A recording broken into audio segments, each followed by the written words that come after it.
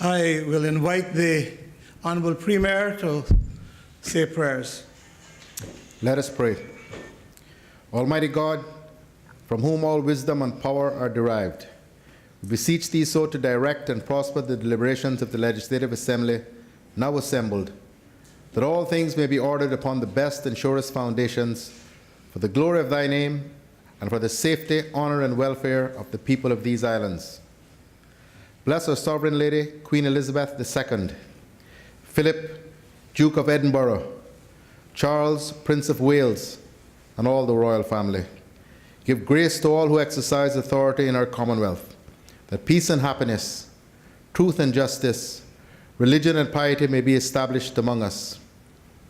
Especially we pray for the acting governor of our islands, the Premier, the Speaker of the Legislative Assembly, the Leader of the Opposition, Ministers of the Cabinet, ex officio members and members of the Legislative Assembly, that we may be enabled faithfully to perform the responsible duties of our high office. All this we ask for thy great name's sake. Let us say the Lord's Prayer together. Our Father, which art in heaven, hallowed be thy name. Thy kingdom come, thy will be done on earth as it is in heaven. Give us this day our daily bread, and forgive us our trespasses, as we forgive those who trespass against us. Lead us not into temptation, but deliver us from evil. For thine is the kingdom, the power, and the glory, forever and ever. Amen. The Lord bless us and keep us. The Lord make his face shine upon us and be gracious unto us. The Lord lift up the light of his countenance upon us and give us peace, now and always. Amen. Please be seated.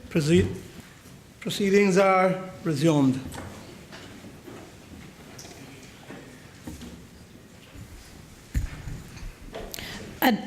Administration of oaths and affirmations by Ms. Gloria McFeel-Nixon, the Honourable Acting Deputy Governor, responsible for the portfolio of the Civil Service, to be the temporary ex officio member of the Legislative Assembly.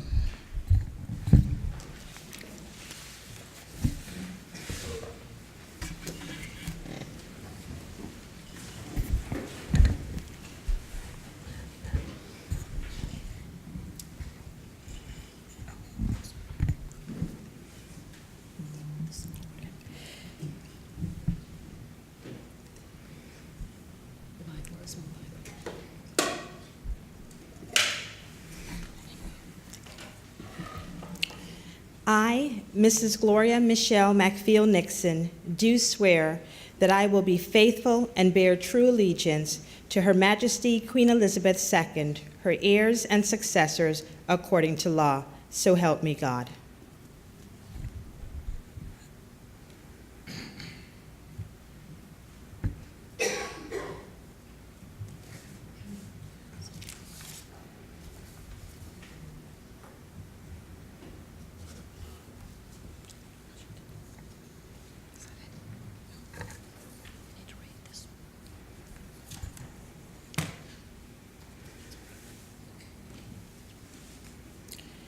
I, Mrs. Gloria Michelle McFeel-Nixon, do swear that I will well and truly serve Her Majesty Queen Elizabeth II, her heirs and successors, and the people of the Cayman Islands in the office of ex officio member of the Legislative Assembly. So help me God.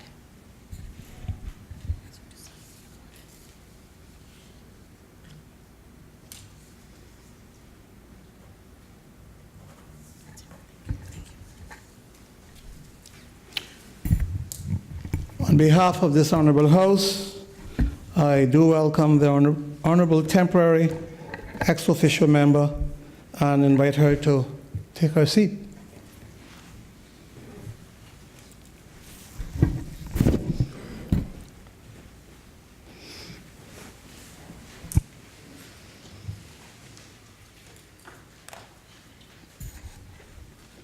Reading by the Honourable Speaker of Messages and Announcements. None.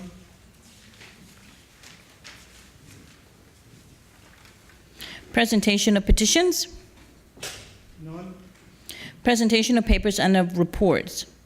The 13th report of the Commission for Standards in Public Life to be laid on the table by the Honourable Deputy Governor, ex officio member responsible for the portfolio of the Civil Service.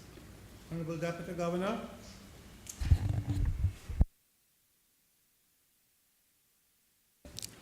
Mr. Speaker, I beg to lay on the table of this honorable House the 13th report of the Commission for the Standards in Public Life, which covers the period 1st of January 2017 through 31st of July 2017, in line with its constitutional mandate found in Section 117, subsection 9, subsection G of the Cayman Islands Constitution Order 2009.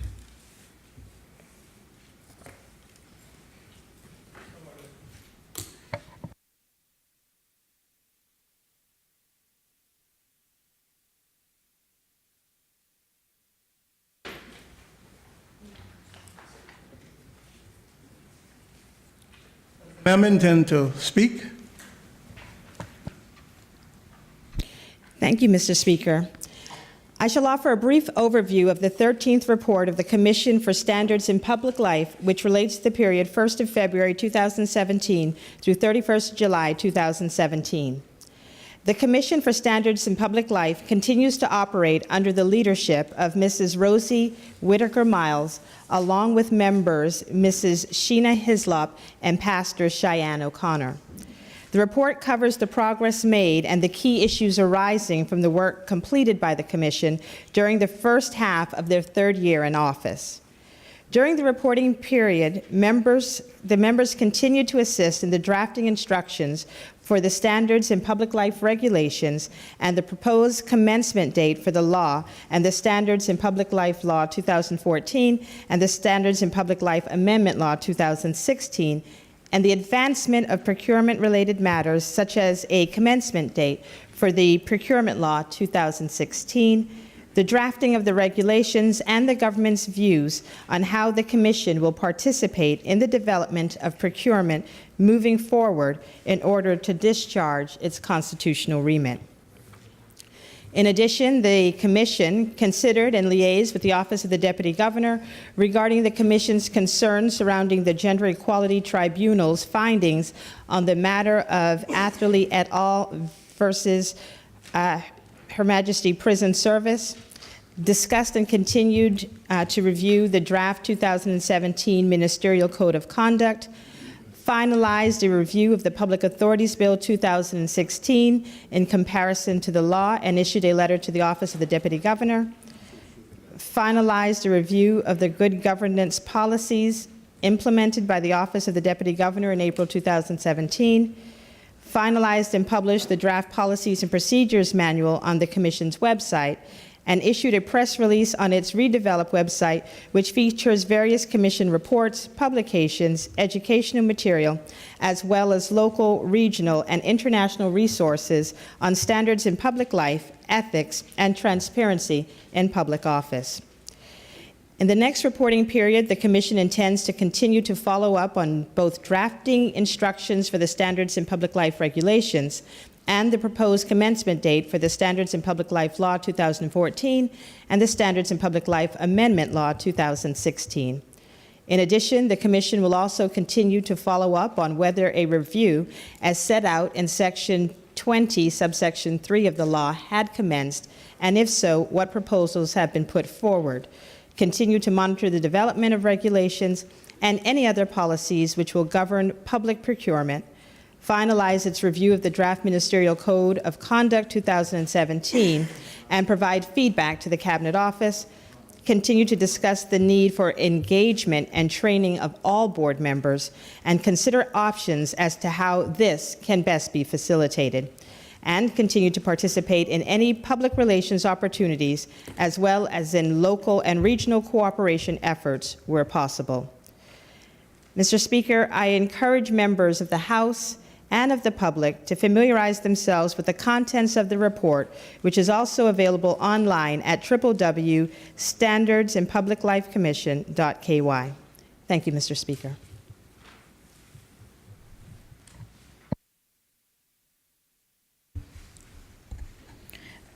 Cayman Islands Conditional Release Board 2017 Annual Report, to be laid on the table by the Honorable Deputy Governor, ex officio member responsible for the portfolio of the Civil Service.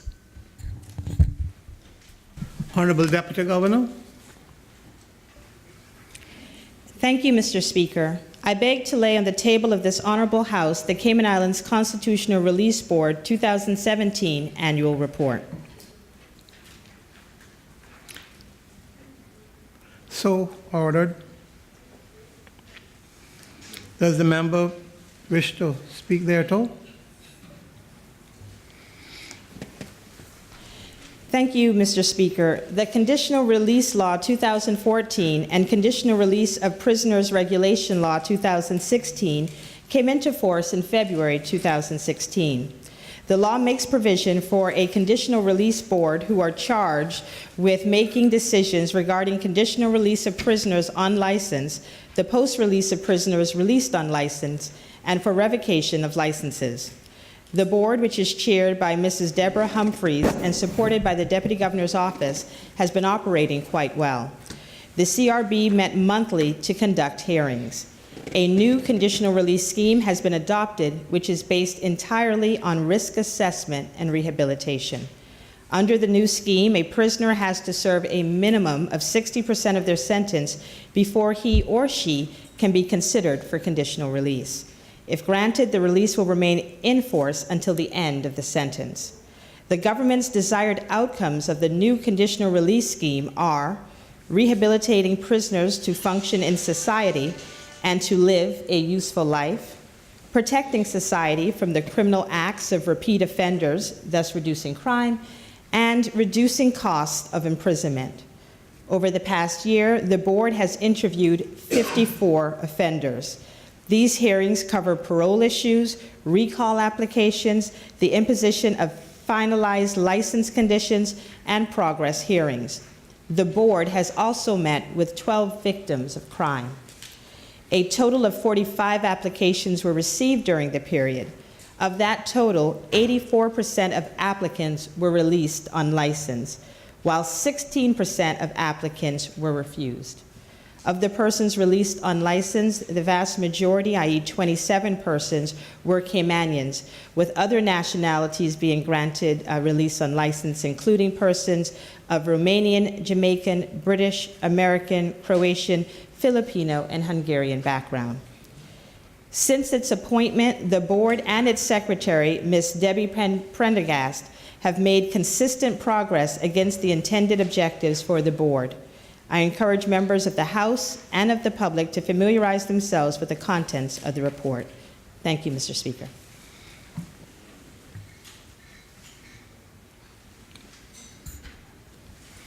Financial statements for the Ministry of Community Affairs, Youth and Sports for the year ended 30th of June 2016, to be laid on the table by the Honorable Premier, Minister of Human Resources, Immigration and Community Affairs. Honorable Premier.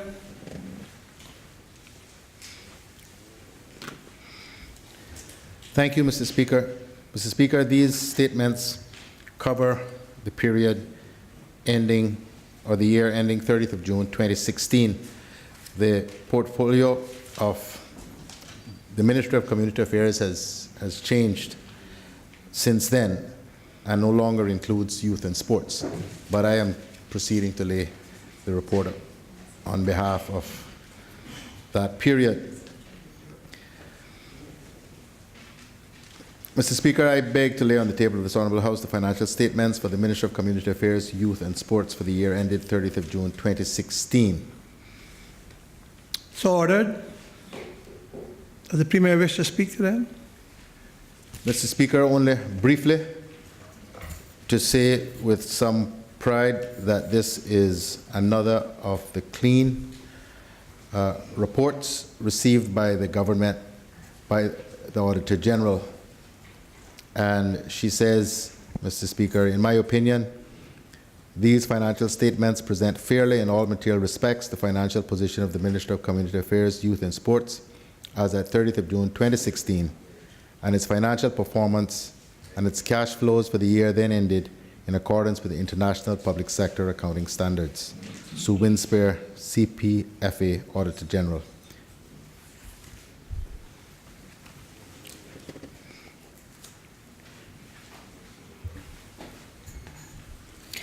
The immigration grant of the right to be Caymanian, number 4, order 2017, to be laid on the table by the Honourable Premier, Minister of Human Resources, Immigration and Community Affairs. Honourable Premier. Mr. Speaker, I beg to lay on the table of this Honourable House the immigration grant of the right to be Caymanian, number 4, order 2017. So ordered.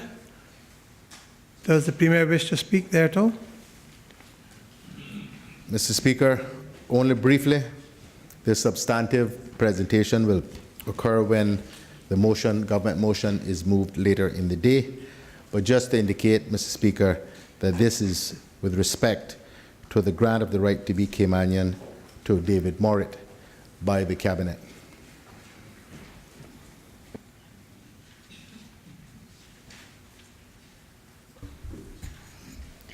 Ministry of Community Affairs, Youth and Sports, annual report and accounts for the year ended 30th of June 2016, to be laid on the table by the Honourable Premier, Minister of Human Resources, Immigration and Community Affairs. Honourable Premier.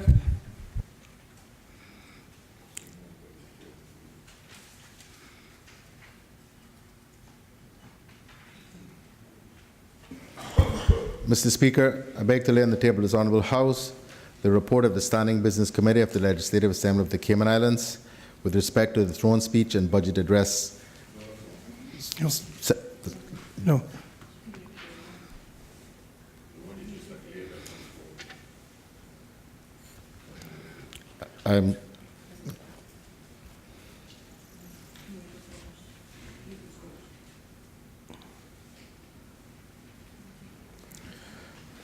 Sorry, Mr. Speaker, I seem to be getting ahead of myself. Let me see if I can find that one.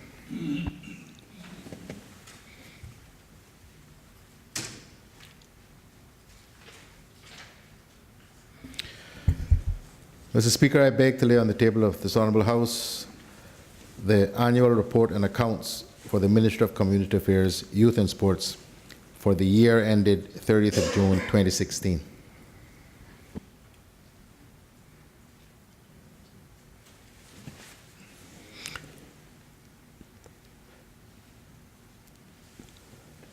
Is the Premier speaking to that? No, thank you, Mr. Speaker. Report of the Standing Business Committee, throne speech and budget address. Second meeting of the 2017-2018 session of the Legislative Assembly, to be laid on the table by the Honourable Premier, Minister of Human Resources, Immigration and Community Affairs. Honourable Premier. Thank you, Mr. Speaker. Mr. Speaker, I beg to lay on the table of this Honourable House the report of the Standing Business Committee of the Legislative Assembly of the Cayman Islands with respect to the throne speech and budget address, second meeting of the 2017-2018 session of the Legislative Assembly. So ordered. Is the Premier speaking thereto? No, thank you, Mr. Speaker. Annual report for the Water Authority of the Cayman Islands 2015-2016 financial year, to be laid on the table by the Honourable Minister of Education, Youth, Sports, Agriculture and Lands. Honourable Minister of Education. Thank you, Mr. Speaker. Mr. Speaker, I beg to lay on the table of this Honourable House the annual report for the Water Authority of the Cayman Islands 2015-2016 financial year. So ordered. Is the Minister speaking thereto? Yes, thank you, Mr. Speaker. Mr. Speaker, the Water Authority has been seeing significant growth over the last decade, and in particular in Grand Cayman, it's continued to grow in the last 28 years. During 2015-16, Mr. Speaker, we commenced the process of constructing a new water distribution pumping station at Redgate Waterworks to replace the existing pump station. We also engaged a local company to carry out capital refurbishments at the North Sound RO plant, as several components had reached the end of their useful life.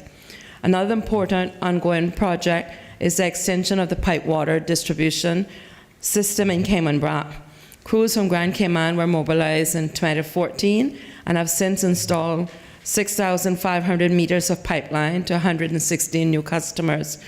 One of the key strategic objectives, Mr. Speaker, of the authority is to expand the Cayman Brac distribution system and develop the Bluff site to accommodate a new state-of-the-art water production and pumping facility to serve the people of Cayman Brac for years to come. It is also hoped that an RO container plant, which is currently in Grand Cayman, at appropriate time will be taken to Little Cayman.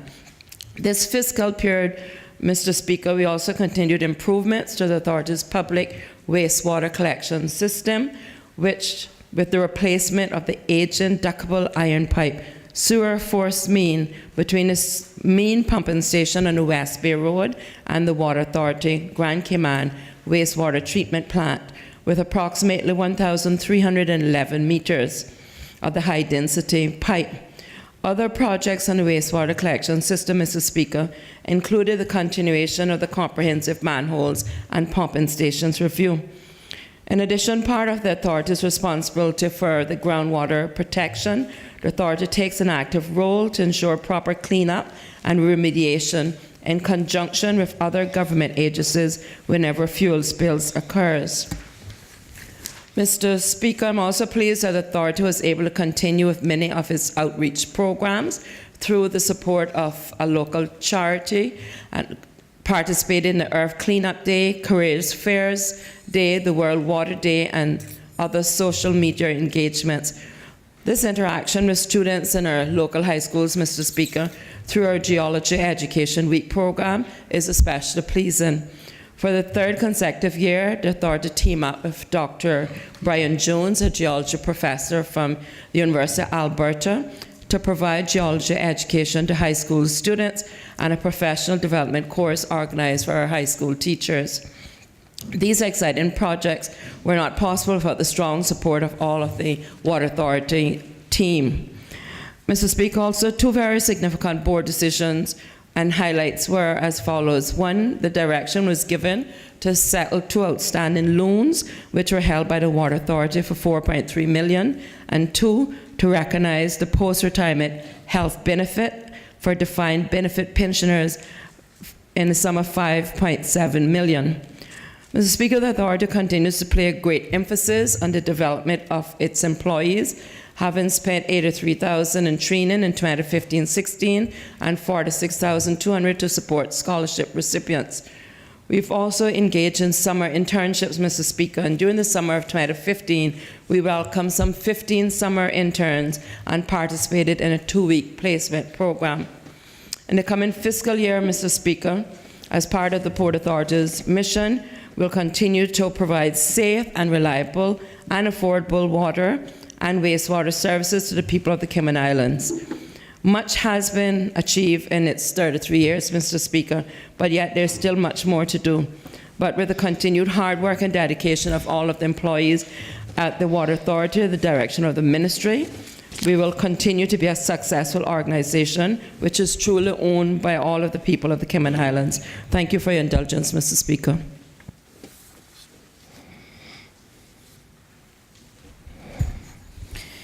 Cayman Airways Annual Report, 30th of June 2016, to be laid on the table by the Honourable Minister of District Administration, Tourism and Transport. Honourable Deputy Premier. Thank you, Mr. Speaker. Mr. Speaker, I beg to lay on the table of this Honourable House the Annual Report of Cayman Airways Limited for the financial year ending 2016.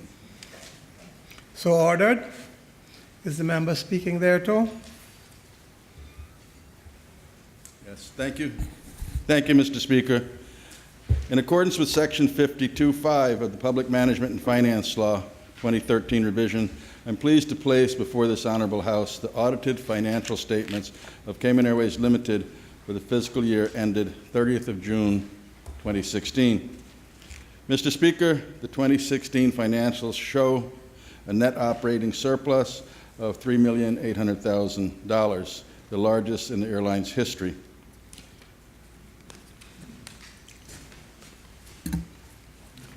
Cayman Airways was named Caribbean Airline of the Year by the Caribbean Journal, the Caribbean's leading digital newspaper.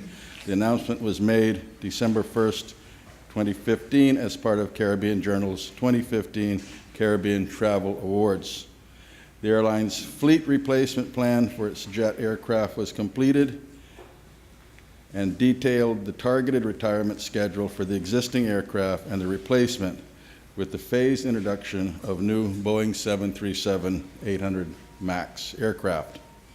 Mr. Speaker, the IATA Operational Safety Audit Program is an internationally recognized and accepted evaluation system designed to assess the operational management and control systems of an airline. The airline's renewal audit was successfully completed in October 2015 that resulted in the continuation of Cayman Airways registration as an IOSA-compliant airline. Mr. Speaker, the economic impact of Cayman Airways on the Cayman Islands economy is estimated at approximately $202 million. This represents a 980% return on the investment of $20.6 million output payments paid to Cayman Airways by the Cayman Islands government. Mr. Speaker, year-end, Cayman Airways employed 398 Cayman-based employees. Of those, 93% were Caymanian. Mr. Speaker, these financial statements are audited by the Auditor General in accordance with Section 29(2) of the Public Management and Finance Law 2013. An unqualified opinion has been issued, the June 2016 financials, with an emphasis of matter for the company's reliance on financial support from the Cayman Islands government. The Auditor General states that the statements present fairly in all material respects the financial position of Cayman Airways Limited and its subsidiary as at 30th of June 2016, and its financial performance and its cash flows for the year then ended in accordance with international financial reporting standards. Mr. Speaker, in closing, I would like to thank the board and management of Cayman Airways, all the employees for their efforts in producing these audited financials and their hard work for the airline, and the Office of the Auditor General for auditing them.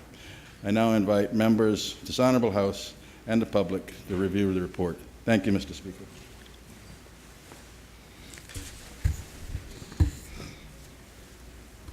National Roads Authority of the Cayman Islands, Annual Reports 2012 to 2013, 2013 to 2014, 2014 to 2015, 2015 to 2016. To be laid on the table by the Honourable Minister of Commerce, Planning and Infrastructure. Honorable Minister of Commerce. Thank you, Mr. Speaker. Mr. Speaker, I beg to lay on the table of this Honorable House the National Roads Authority of the Cayman Islands annual reports for the financial years 2012, 2013, 2013, 2014, 2014, 2015, and 2015, 2016. So ordered. Is the Honorable Minister speaking? Thank you, Mr. Speaker. Mr. Speaker, honorable members of this House, on behalf of the National Roads Authority, I recognize that there has been a significant delay in the laying on the table of this honorable House of the annual reports 2012-13, 2013-14, 2014-15, and 2015-16.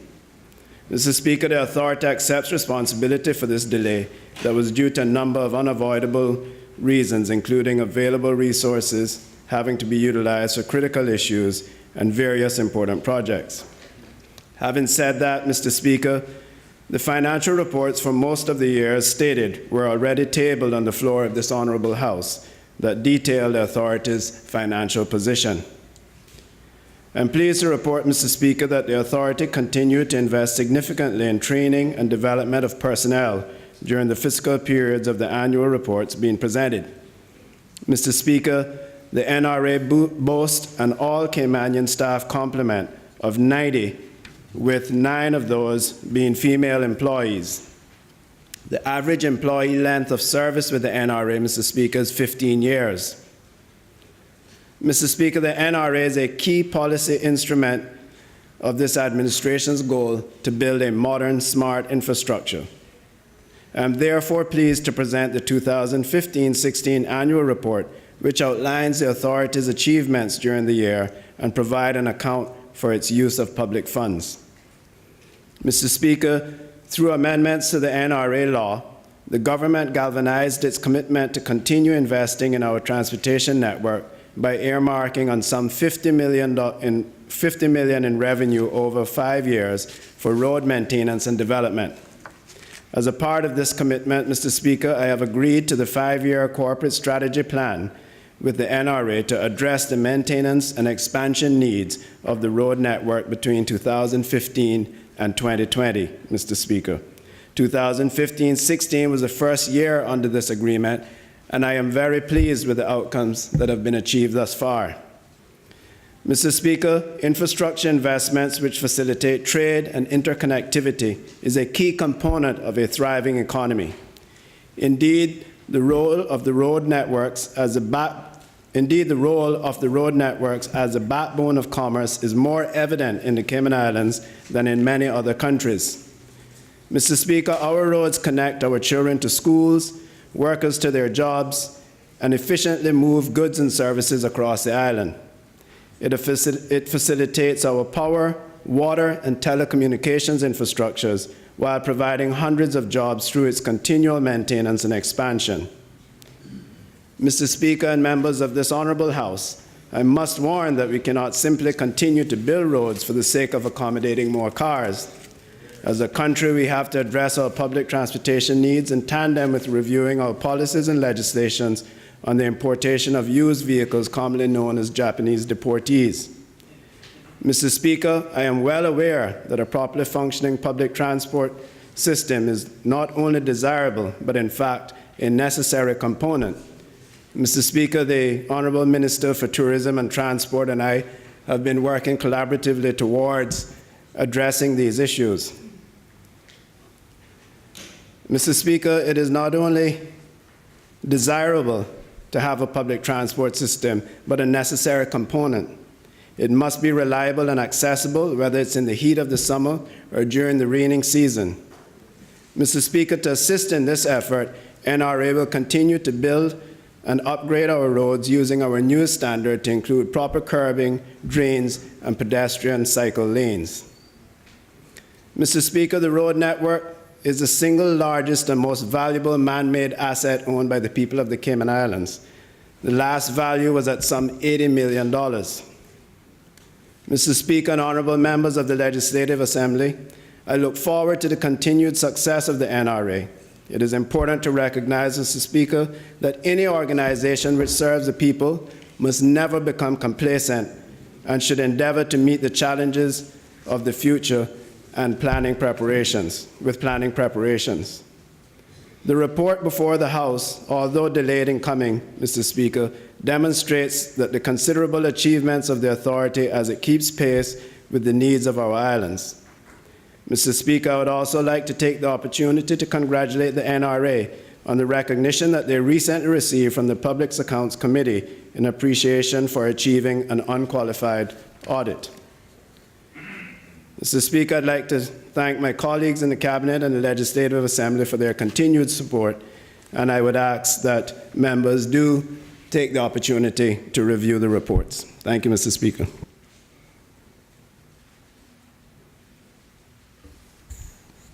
Cayman Islands Mental Health Policy 2017-2022 to be laid on the table by the Honourable Minister of Health, Environment, Culture and Housing. Honourable Minister of Health.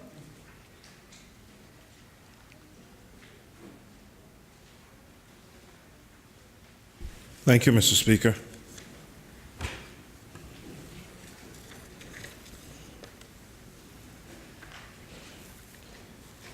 I rise to lay on the table the mental health policy.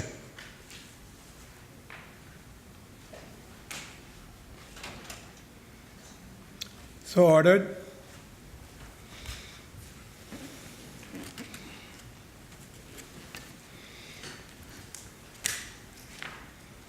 Is the Honourable Minister speaking there too? Thank you, Mr. Speaker.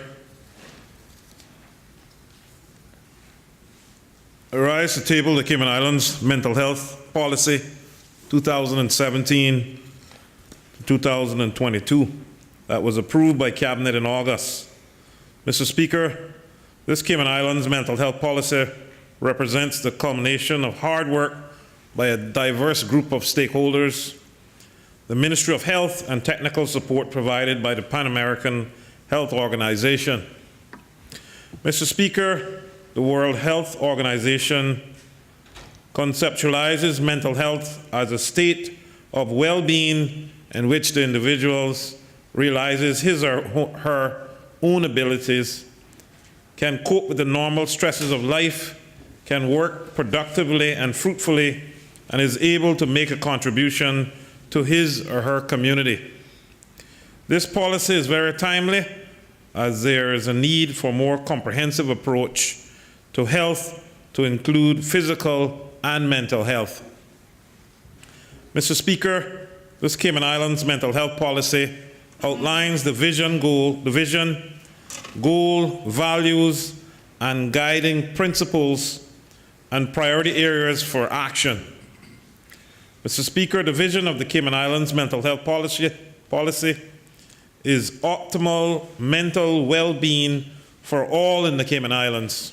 That is what we would like to see as a country, and every resident achieving optimal mental well-being without any barriers such as stigma, social exclusion, or discrimination. This vision is not achievable unless we begin to integrate mental health services into general health services and improve our community-based services, giving patients greater access to care.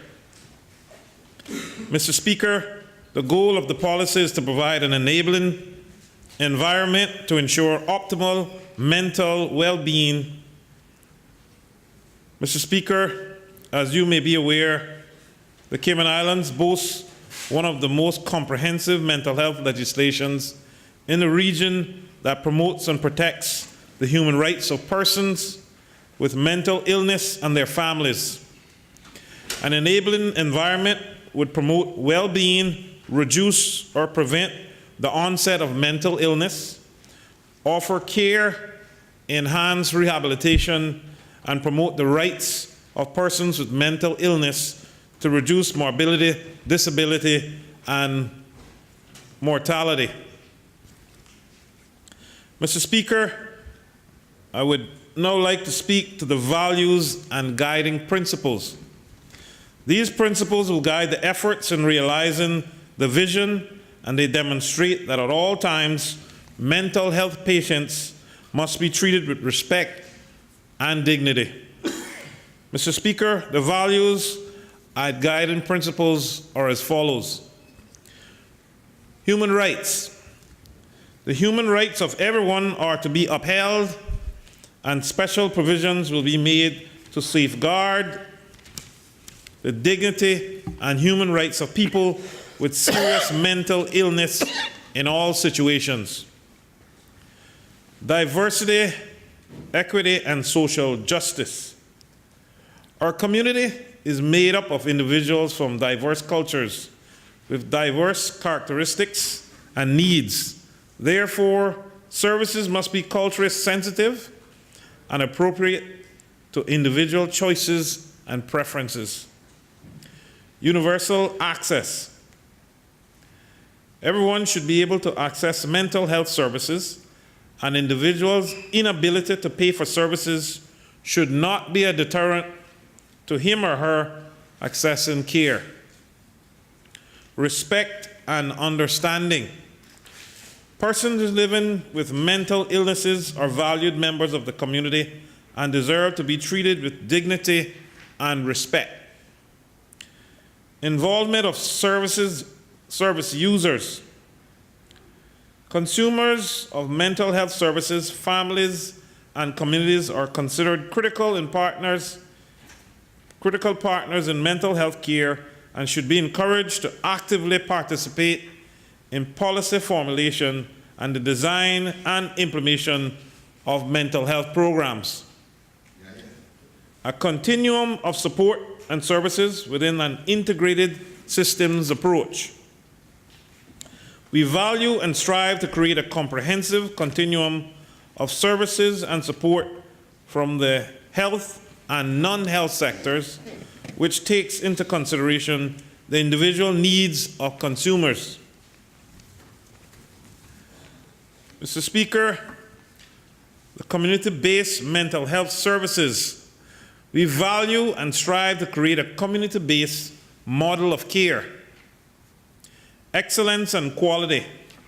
The best quality mental health care must be provided to all persons in the Cayman Islands. Practices which are non-discriminatory and which reduce stigma. Individuals suffering from a mental illness will not be subjected to discrimination on the basis of their condition. Mr. Speaker, we here in the Cayman Islands have updated legislation and an active mental health commission, along with support groups to advocate and speak for the voiceless among us. We have a dedicated mental health occupational therapist at the Cayman Islands Hospital and a host of registered mental health practitioners, including psychiatrists, mental health nurses, counselors, and psychologists who do their job with care and dedication. Mr. Speaker, this Cayman Islands mental health policy identifies 7 priority areas for action, which each priority area having at least 2 or more objectives. Mr. Speaker, I will now briefly outline the priority areas for action. Protection of human rights,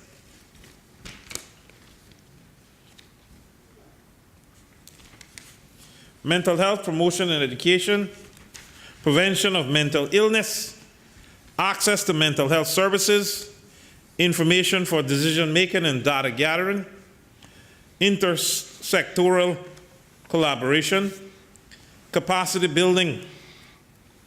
Mr. Speaker, as you know, approximately 10% of our population seek mental health services via the public or private healthcare system. Without a comprehensive policy, the human and financial resources or priority areas for action outlined above cannot be achieved. While there is a decent cadre of psychologists, counselors, therapists, and psychiatrists, there are not enough psychologists and psychiatrists in the public sector to support our children and adolescents in getting timely interventions for treatment and care. The Ministry will be working with PAHO in 2018 to introduce the Mental Health Gap Action Program to our general practitioners and nurses, which will enable them to better identify and manage a range of priority mental health conditions.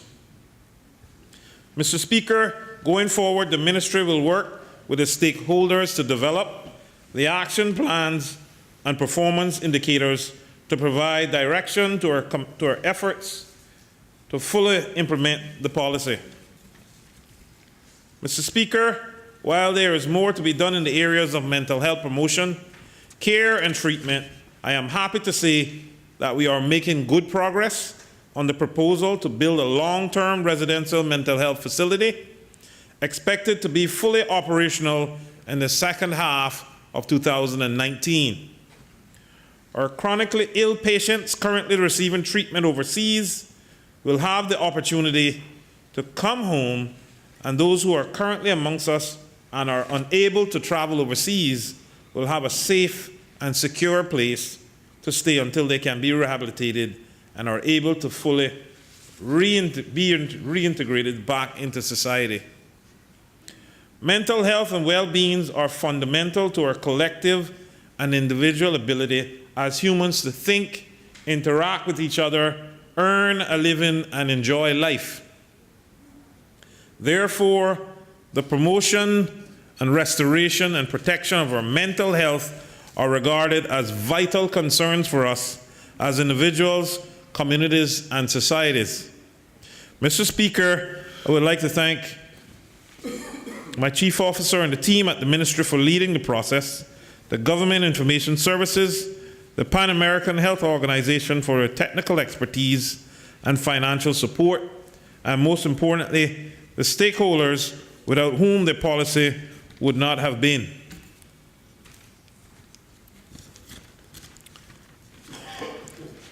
I am grateful to each one of them for their contribution to this most important document.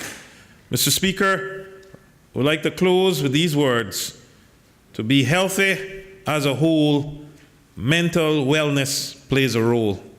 Thank you, and God bless.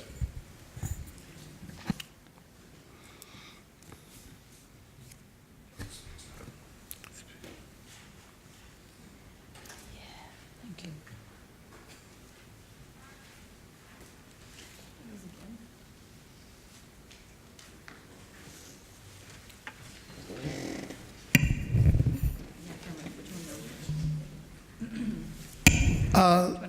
We have reached past the hour, and perhaps the Honorable Premier will move the suspension.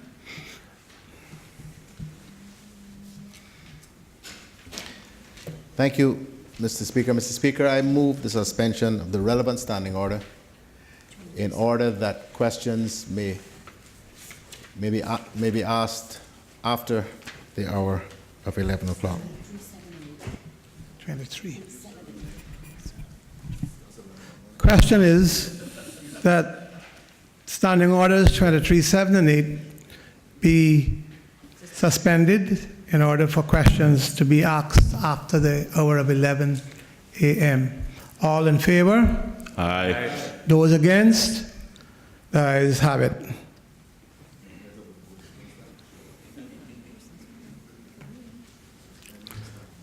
Madam Clerk. Yes, sir.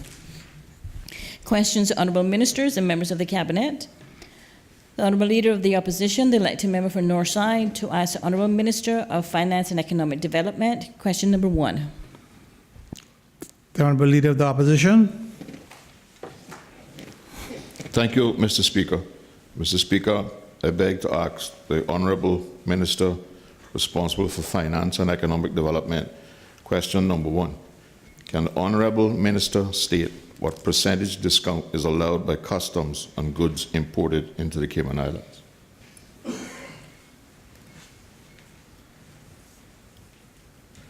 Honorable Minister of Finance.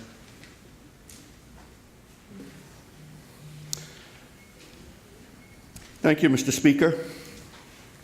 Mr. Speaker, the answer to this question is governed by Section 43 of the Customs Law 2017 revision. Section 43(7) of the law directly addresses the question. However, this response and answer also refers to other relevant subsections of the order in order to provide full context to the answer. Mr. Speaker, the law states as follows. Section 43(1). The value of any imported goods shall be taken to be the normal price, that is to say, the price at which they would fetch at the time when they are entered for home use, or if they are not so entered at the time of importation, on the sale in the open market between a buyer and a seller, independent of each other. Section 3, subsection 3 states, a sale in the open market between buyer and seller, independent of each other, presupposes that the price is the whole consideration and that the price is not influenced by any commercial, financial, or other relationship, whether by contract or otherwise, between the seller or any person associated in business with him and the buyer or any person associated in business with him other than the relationship created by the sale of the goods in question. And C, that no part of the proceeds of the subsequent resale, use, or disposal of the goods will accrue either directly or indirectly to the seller or any person associated in business with him. Subsection 5 goes on to state that two persons shall be associated in business with one another if, whether directly or indirectly, either of them has any interest in the business or property of the other, both have a common interest in any business or property, or some third person has an interest in the business or property of both of them.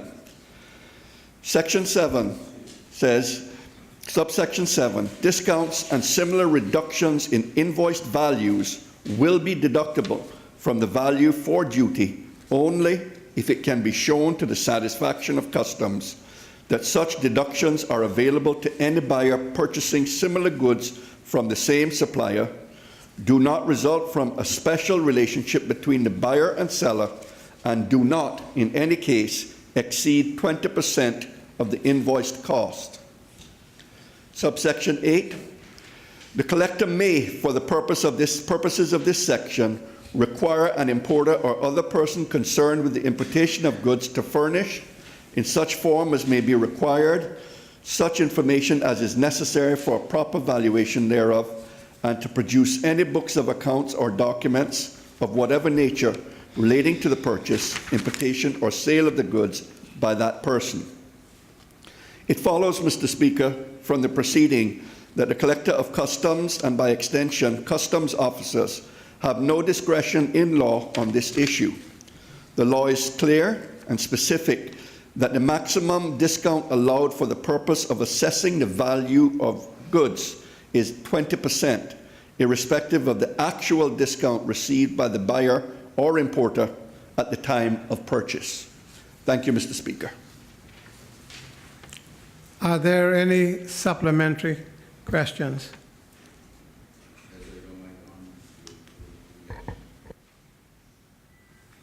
If there are no supplementary questions,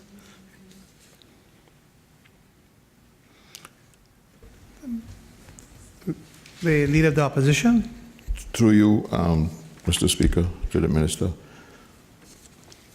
Is the Minister confirming that irrespective of the percentage discount given on the invoice, the government does not allow greater than 20% for any importer into the country? The Minister of Finance. Can you give me 2 moments to confer with the collector?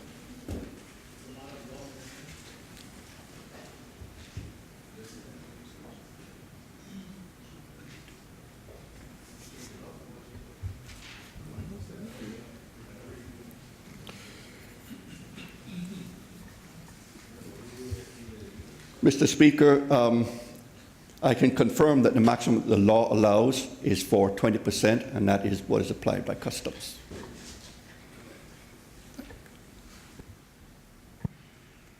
And Leader of the Opposition. Through you, Mr. Speaker, are there any instances whereby customs might be minded based on the price of the goods, where no discount is acknowledged on the invoice produced, to investigate whether, in fact, the person has received greater than 20% discount on the invoice? Minister of Finance.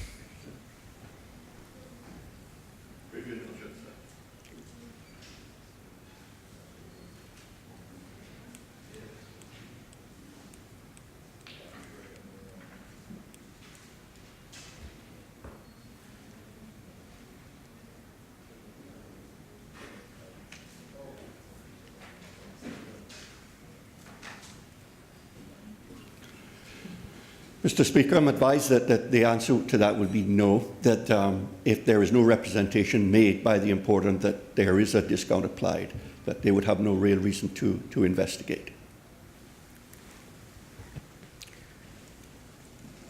Leader of the Opposition. Through you, Mr. Speaker,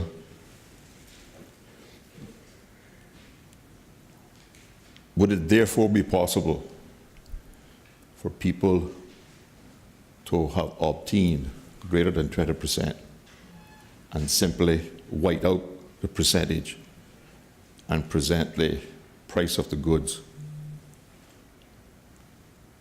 and get the full discount?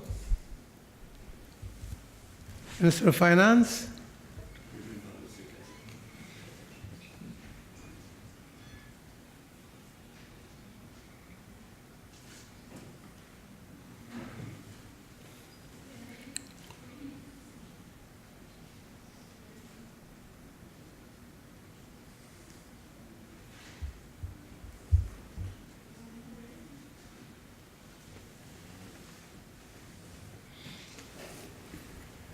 Mr. Speaker, I'm advised that it is entirely possible, but that if the customs officers became suspicious with regard that an invoice might be doctored, they would simply refer it to the fraud section for further investigation.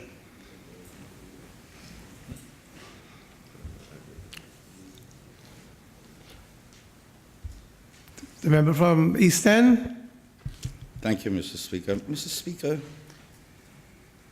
I wonder if the minister can tell us under subsection 7, that is of 4 to 3, where it says discounts and similar reduction in invoice values will be deductible from the value for due only if it can be shown to the satisfaction of the customs that such deductions are available to any buyer purchasing and does not result from a special relationship. I wonder if the minister can say how the customs reach that satisfaction. Minister of Finance.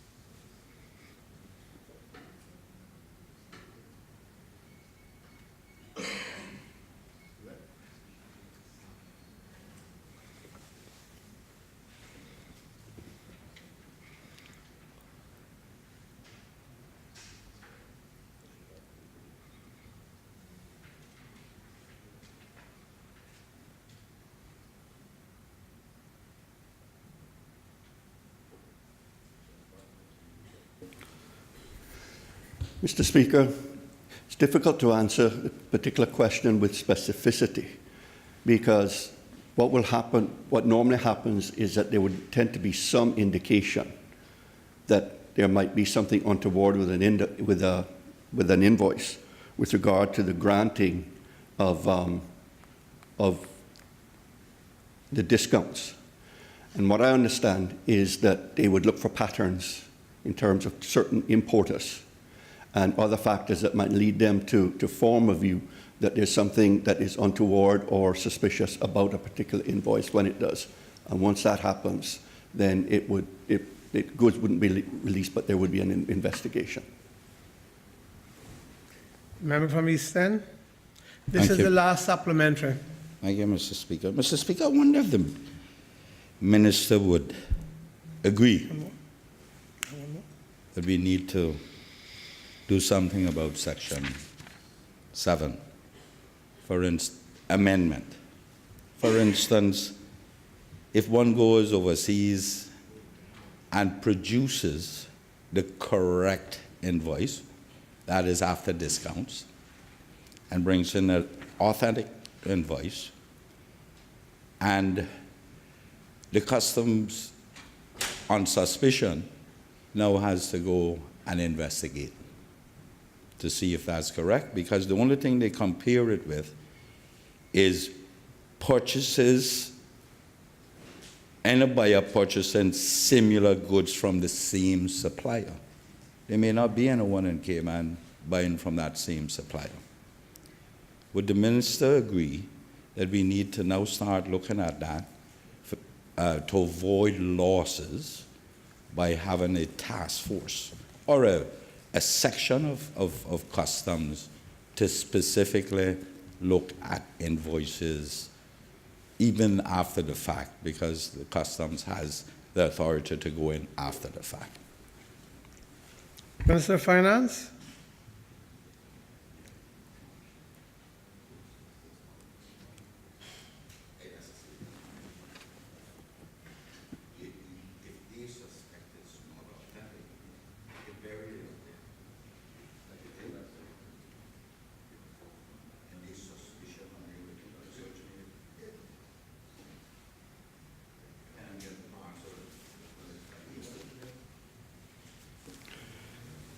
Mr. Speaker, the Customs Department do post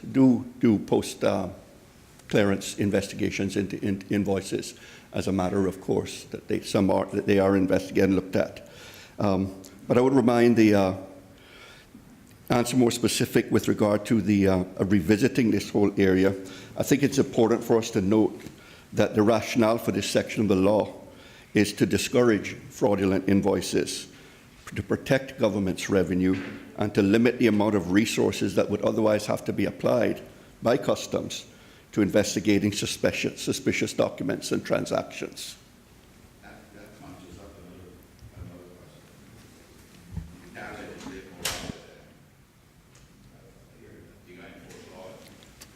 The Leader of the Opposition, this is the last supplementary. Through you, Mr. Speaker, would the minister acknowledge that there are certain trades where prices are advertised at retail value, just simply because of how the trades are structured?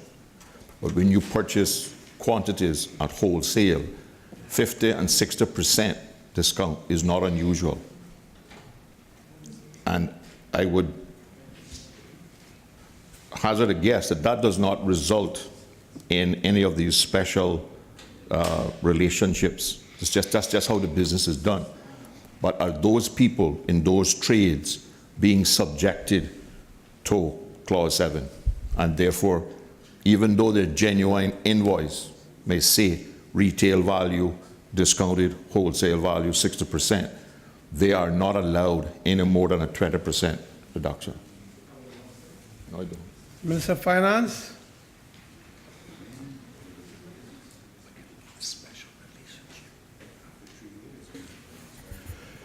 Mr. Speaker, I think he asked me a personal question with regard to this, and I've seen discount invoices in my lifetime where the amounts and discounts applied are significantly in excess of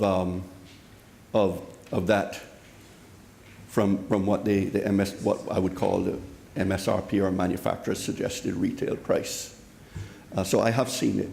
But yes, the government, under the law, the collector, the customs does not have the ability to go beyond the 20% discount that is being done. Next question.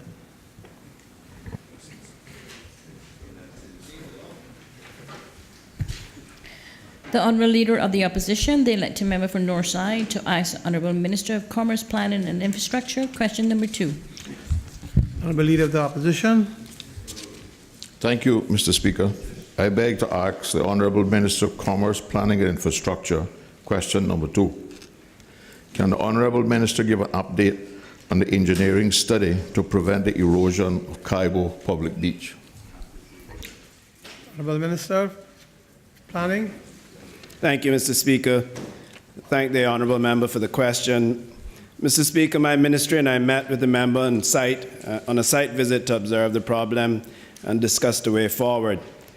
The erosion of land at the Cayman Public Beach is a high priority, and it is necessary that a permanent solution is found to stabilize the beach on the peninsula. Therefore, a study of the area is critical before action can be taken. In consultation with the Department of Environment, Ministry has authorized the Public Works Department to engage the recommended firm to conduct a report on why the sand is shifting and to propose potential solutions to mitigate the problem. The firm has tentatively agreed to start work in mid-April, and the report is expected to be complete within a 2-month period. Mr. Speaker, an interim measure is being explored with the Recreations, Parks and Cemeteries unit within the Public Works Department to shore up the ground around the affected structures on the site. Once its strategy is finalized, this will also need Cabinet's approval prior to implementation. Supplementaries. Honourable Leader of the Opposition. Through you, Mr. Speaker, I agree with the Minister's answers in terms of mine and his relationship on the site. However, is the Minister aware that the same undertaking was given by the former Minister some 18 months ago? And I was informed in writing that at that time it had been referred to the Public Works Department for an engineering survey specifically to determine if the 4 foot by 2 foot by 2 foot interlocking concrete blocks could effectively be used to solve the problem. Has that study been abandoned, and now we're contracting a company now to determine what can be done about the erosion? Honorable Minister. Thank you, Mr. Speaker. Mr. Speaker, I certainly can't speak to the previous commitments, but what I do know is that I have been reliably informed and seen the instructions given, and that the firm has been engaged and that they will carry out the works, Mr. Speaker, and I will give the member my commitment that I will continue to follow it up as a priority.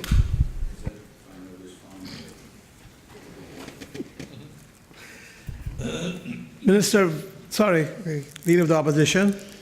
Through you, Mr. Speaker, I wonder if I could get a commitment from the Minister that the interim measure being explored will be completed in time for Easter, because, you know, this is the only licensed camping site in the Cayman Islands, and it is used very heavily at Easter, and at least 2 of the gazebos are currently underwater. Honorable Minister of Planning and Infrastructure. Thank you, Mr. Speaker. Mr. Speaker, I will certainly commit to that and have my team come by the Legislative Assembly today to confirm what those measures will be and when they will take place, sir.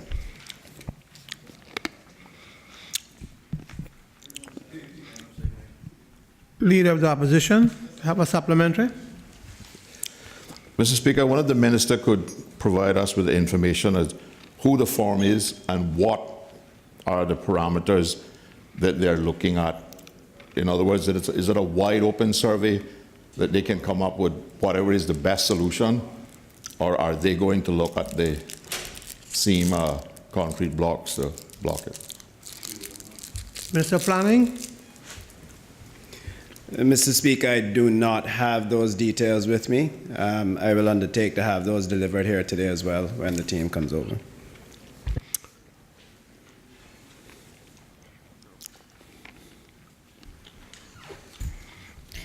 The elected member for Georgetown Central to ask the Honourable Acting Deputy Governor, ex officio member responsible for the portfolio of the Civil Service. Question number 3. Member for Georgetown Central. Thank you, Mr. Speaker. I rise to ask the question number 3 on the order paper. On Friday, the 27th of November, 2015, then Police Commissioner David Baines said on a local radio show that there was a break-in into the Royal Cayman Islands Police headquarters in July where 50 kilos of drugs were stolen, and that it involved corrupt police officers, and given circumstances of the crime, an inquiry was underway. Can the Honourable Acting Deputy Governor, ex officio member responsible for the portfolio of Civil Service, give an update to the inquiry? Has it been concluded, and if so, what were the findings? Honorable Acting Deputy Governor. Thank you, Mr. Speaker.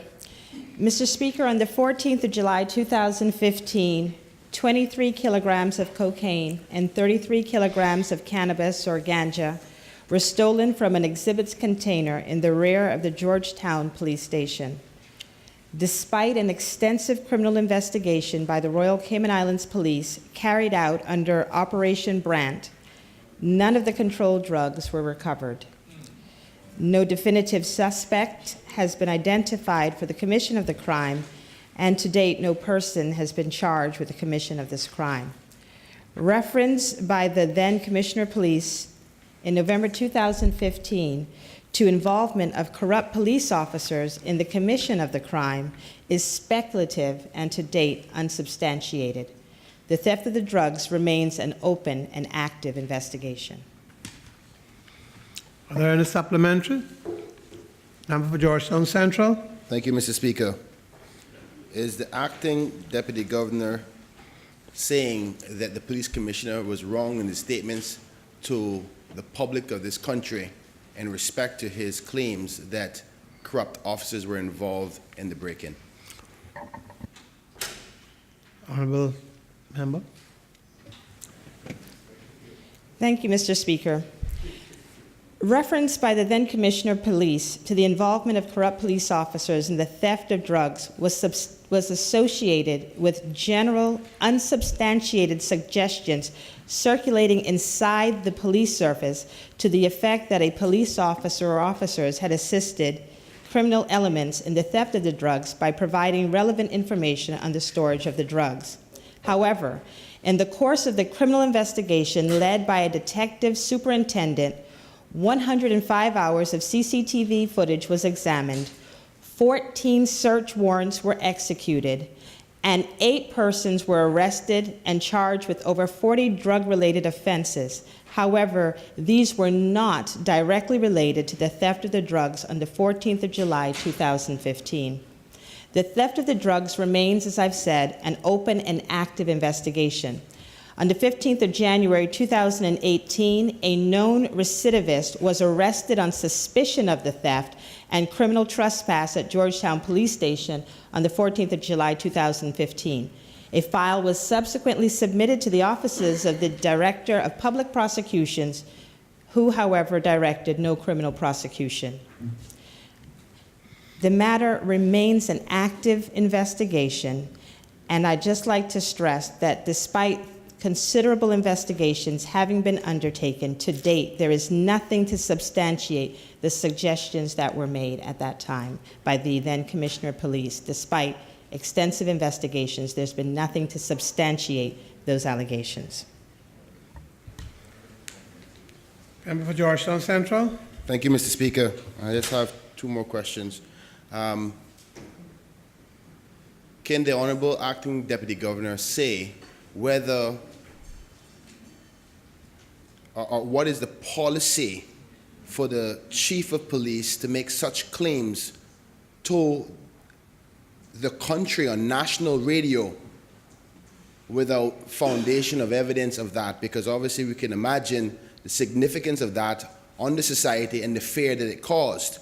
Has there been any penalties? I know he's not here yet, but were there any investigations as into penalties put on him as a result of that irresponsible behavior? One could only come to a conclusion that that's what it is. Has the Deputy Governor's office considered or acknowledged that it was a irresponsible matter? And would they be willing to acknowledge that today?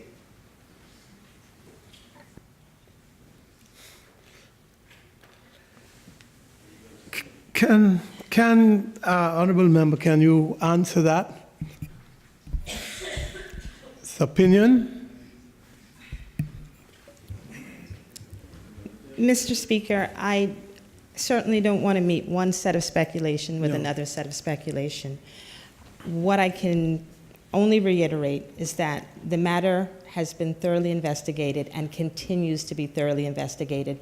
The RCIPS takes this incident quite seriously, as it does the suggestion of police involvement, and they will continue to look into this issue, sir. And I hope one day to be able to come here and to tell you that the matter has been resolved to the satisfaction of the members of the public and the members of this honorable House. Thank you, Mr. Speaker. We move on. I doubt that the honorable member can. The member for Bordentown West. Thank you, Mr. Speaker. Since we already acknowledged that the previous commissioner was speculative, and we have now left a cloud over a lot of the hard-working members of the Royal Cayman Islands Police, what is being done now by the RCIPS at least to restore the public's confidence, to make sure that this cloud isn't there and it doesn't remain? Because the fact that the member brought it up and people still have questions about it, I think if we accept that it is speculative and there was no basis for the remark, at least something needs to be done, at least to remove the cloud of suspicion over members of the RCIPS. I think it's a fair question. Honorable member. Mr. Speaker, thank you. And I'd like to thank the member for that comment and question. What I can say is that having the opportunity to respond to this parliamentary question and to state emphatically what has been done, I think is an important first step in being able to address the speculation at the time and any residual concern that the public might have. I'd also like to say that another significant step in terms of restoring confidence is to demonstrate the significant results that did come about as a result of their extensive investigations, which led to a number of arrests on drug-related offenses. I know that the Commissioner of Police and the ministry responsible, the Ministry of Human Affairs, continues to work closely with the community at large on any number of fronts to be responsive to them, to go directly and have public meetings and to address members of the community's concerns. And I will certainly invite them to do more to publicize their response on this issue and to do everything that they can to, when we get these allegations, we are bound to investigate them. No one, regardless of the clothing they wear, the uniform they wear, is above the law. But when you have done that investigation and there has been nothing to substantiate the allegations, I take the member's point that there is, any good employer also has an obligation to put that information out there as well. And I will invite the ministry and the RCIPS leadership to do just that. And I thank the member for the question and comment. The member for Savannah. Thank you, Mr. Speaker. Through you to the honourable member.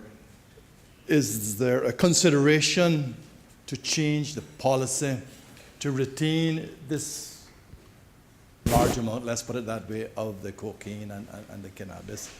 I know a lot of places take a sample and preserve it, but if we get rid of the vast majority, that would be off the streets. So maybe whoever the powers that be may want to look at, reconsider the policy of keeping this vast amount in storage. Acting Deputy Governor.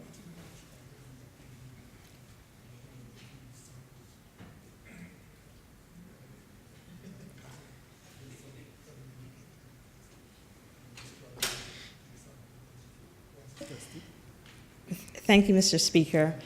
Mr. Speaker, I will have to admit that the proposal put forward by the honorable member has found some favor on this side, and I have been advised by the Attorney General that there may very well be some scope for this, and indeed something that would in any event be worthy of discussion.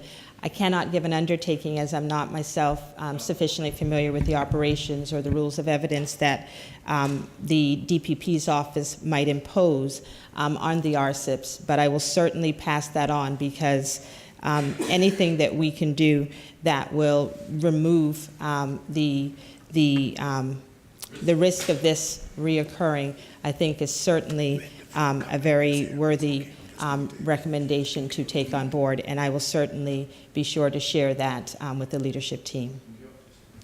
Thank you, Mr. Speaker. The member from East End. Mr. Speaker, thank you. Mindful tax.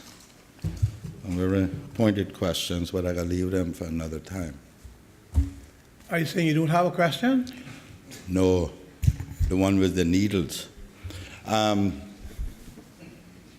Mr. Speaker, I wonder if the member can tell us, the honourable member can tell us, what, since we didn't find who took it, what measures have been taken to enhance the security of the police station as a result of this, since we have subsequently had a robbery there since the November 2015. Honorable Acting Deputy Governor.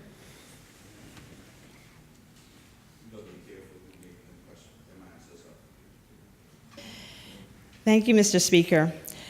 Mr. Speaker, I regret to advise I do not have the additional information that is sought by the member from East End. I can certainly undertake to get that information and to provide that in writing if that would meet the satisfaction of this honorable House. Member from East End. Thank you, Mr. Speaker, and I thank the member for that undertaking. But I would just ask, who prepares the answers to the Deputy Governor's office as it relates to the police department?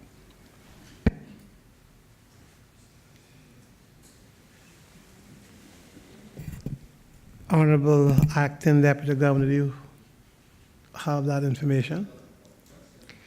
Is it a, I don't know that is a question that is so easily answered, because there could be numerous civil servants answering this question.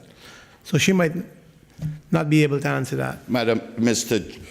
Speaker, I tend to agree with you, but I am trying to ascertain if it's her staff or the staff of the police department.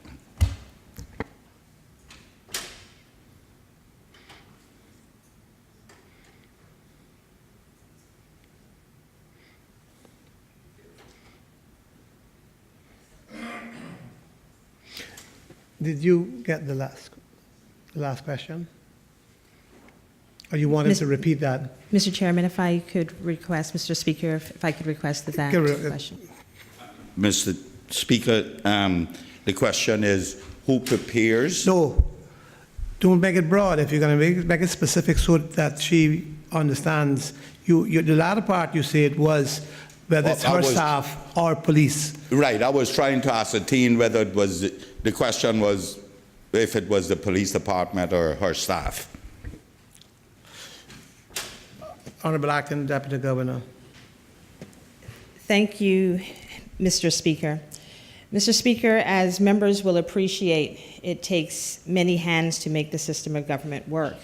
As it relates to getting the information on specific events that involved police investigation, we would reach out and have reached out and obtained information directly from the Royal Cayman Islands Police Services, as well as the ministry which supervises them. There would be other hands involved in getting these answers down here in terms of administrative support, but the information which is brought forward comes directly from the source, the persons who would be involved in knowing about the incident. And so those are the persons we have relied upon, as I've said, the Royal Cayman Islands Police and the Ministry of Human Resources, to assist us with providing a response to this answer, as it is different from the portfolio of the civil services day-to-day responsibilities, as the member and the Honorable House would be aware.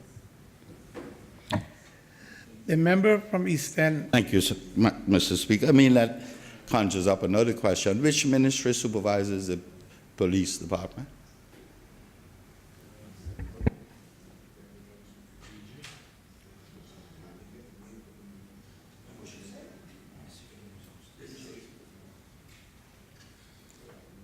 The Acting Deputy Governor.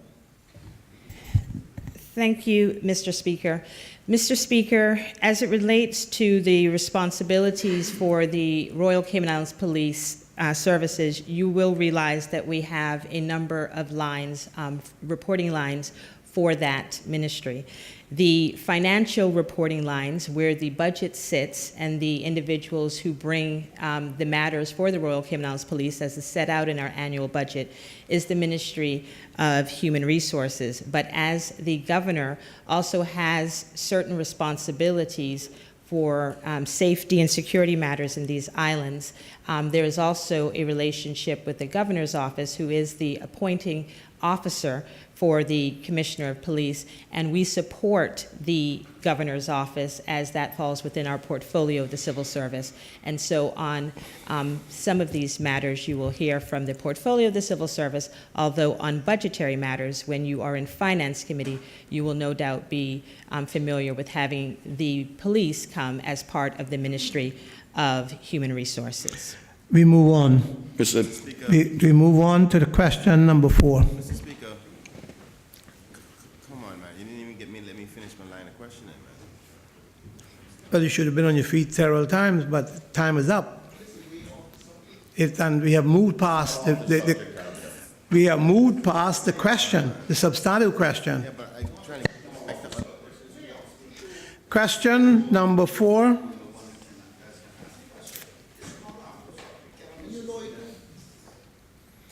The elected member for Northside to ask the Honourable Minister of District Administration, Tourism and Transport. Question number 4. The elected member for Northside. Yeah, man.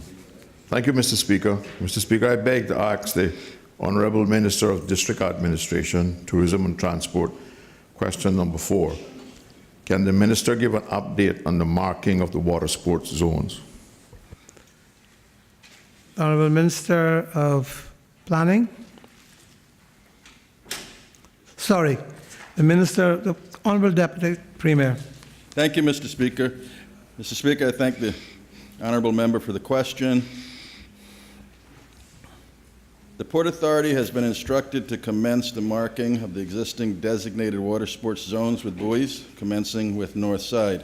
The land-based signs which will demarcate the zones are to be placed within the high water mark on the beaches. The work to complete the North Side water sports zones will take about 4 months, as the buoys have to be manufactured. Thank you, Mr. Speaker. The member for East End, you have a supplementary? Thank you, Mr. Speaker. Mr. Speaker, I wonder if the minister can tell us what is the time frame for the completion of all of the markings of all of the water sports zones. Honourable Deputy Premier. Thank you, Mr. Speaker. Mr. Speaker, I cannot give the member that answer because I don't know how long it'll take. I can certainly ask and either give it to you in writing or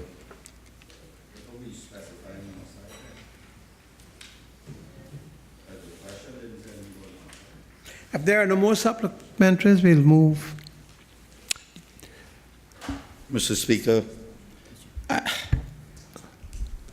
I don't know if it's not rather confusing here, because the question didn't ask about North Side. The question asked specifically about dive zones throughout the country.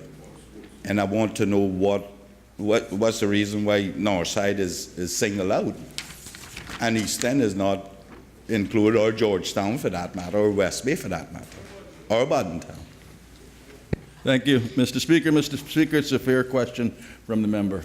I would assume that in preparing the response, because the question itself was asked by the member from Northside, the specific response was tailored.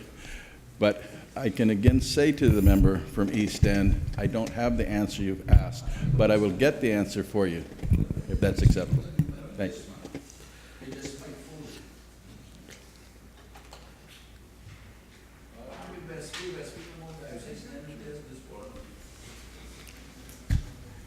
The elected member for Newlands to ask the Honourable Minister of Commerce, Planning and Infrastructure. Question number 5. The elected member for Newlands. Thank you, Mr. Speaker. I'd like to ask question number 5 to the Honourable Minister for Commerce, Planning and Infrastructure. Can the Honourable Minister state what plans are in place to complete the east-west arterial Newlands bypass, and when will street lights be installed along the existing roadway? The Honourable Minister for Planning and Infrastructure. Thank you, Mr. Speaker. Mr. Speaker, I'd like to thank the member for the question. Mr. Speaker, the government is considering all funding options for the east-west arterial road, but at present, the Ironwood negotiations involving the construction of the arterial road are on hold. The government will continue to explore public-private partnership options as well as self-funded options. Mr. Speaker, regarding the use of streetlights on the existing east-west road from Prospect to Newlands, the single-lane frontage roads that are in use now are not the main arterial and the roadway is not yet complete even in these sections. Actually, in the future, the four-lane highway will occur between the existing frontage roads in the green strip that exists today. At key points, the frontage roads will move traffic from secondary collector roads to the primary arterial. Lighting of this main road was always envisioned to occur at the second phase of the project when the roadway was complete with frontage roads and the arterial. At this juncture, lighting from the point of view of vehicles moving in opposite directions in close proximity to each other becomes a necessity. Mr. Speaker, as we know, the reality is that pedestrians use the roadway now, and in the darkest spots there can be situations where pedestrians fear that they are not seen by approaching traffic. This is a concern, and we must attempt to find a solution on these roadways, which are inclusive of pedestrians, runners, and cyclists, as well as vehicles. My ministry has asked the National Roads Authority to look into the matter, and they have agreed to investigate two short-term solutions. Option one is the installation of raised pavement markers, or cat-eye reflectors, longitudinally throughout the current alignment, which will provide clearer delineation of the roadways and pedestrian paths. This strategy has the added benefit of producing an audible alert for pedestrians when a vehicle runs over a series of cat eyes if it veers across the lane. The second option is the installation of LED luminaries to the existing wooden utility poles along the frontage roads that will provide lights in the darker areas. The NRA has agreed to complete the study of options by the end of April. The member for Newland, supplementary. Thank you, Mr. Speaker. So is the minister saying that what the minister will consider as complete is when the extension of the road, in addition to the additional lanes, are all done? That's when we will get. Is that when we will get the permanent lighting? Or are we going to deal with the portion of the road that exists now? Minister of Planning. Thank you, Mr. Speaker. My preamble was to say that that there was not proper lighting throughout the east-west arterial because that is only phase one. What we have right now is phase one. But I went on to say that we recognize the need for it and that the two options that I identified we're investigating on the current road now to be implemented on what is there. Member for Newland. Thank you, Mr. Speaker. One follow-up. Can the minister give a commitment that they will look at the number of wooden utility poles along the roadway? Because I've driven it after speaking with the NRA, and I don't think that there are sufficient poles to do the job justice. So I think there will be a need for additional poles. I don't know how that can be accomplished, but there will be sections that will be lit up, but there are sections that will be in complete darkness at night. Minister for Infrastructure. Thank you, Mr. Speaker, to the member. We are aware of that, and we are aware that there are particularly dangerous corners and darker areas, so that's what they're doing the lighting study on it, and it may be a combination of some lights and some of the cat eyes, but we certainly will have a close look at it. The Minister for Bordentown, sorry, the member for Bordentown Not West. Minister yet, Mr. Speaker. You're 4 years ahead.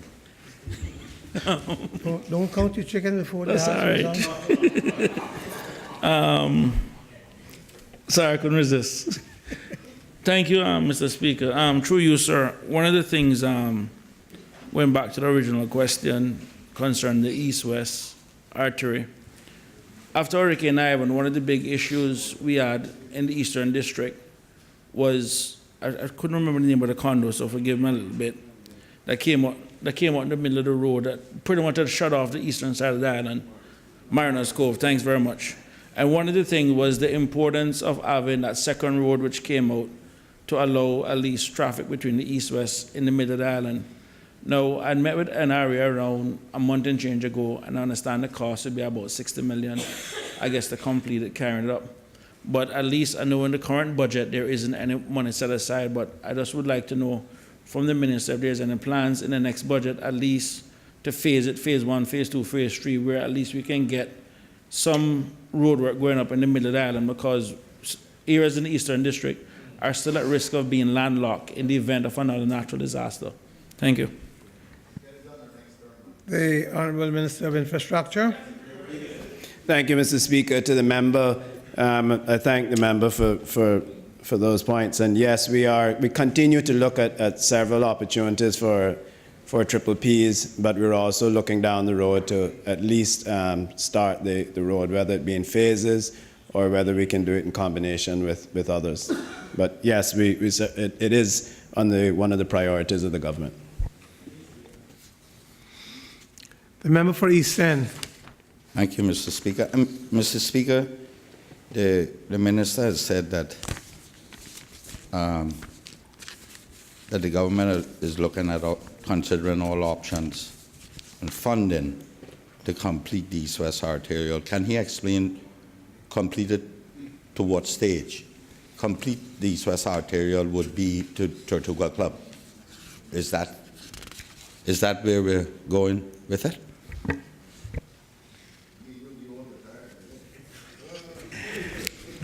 Honourable Minister. Mr. Speaker, I thank the member for that question. Mr. Speaker, I do not believe, I think the next phase that we're looking to complete would be up to the Frank Sound intersection. Mr. Speaker, The member from East End. I thank the minister for that. Mr. Speaker, he also tells us that the single lane frontage roads, which is right, which is what we did, designed out side lanes and 4 going on the inside. But it says that it wasn't envisaged to have lighting on this roadway. Now it was supposed to be the second phase. Mr. Speaker, we did a lighting plan for this road during my time of building the road. So I would encourage the minister to look into, see if somebody can dust it off, because it was those lanes, a median, 4-foot median, then the other 2 lanes in each direction. And it was designed to go right down that small 4-foot median, and then in the middle when you get the others. Honourable Minister. Mr. Speaker, I'd like to thank the member for bringing that to my attention. I was unaware of that, and I will certainly follow up on it. Thank you.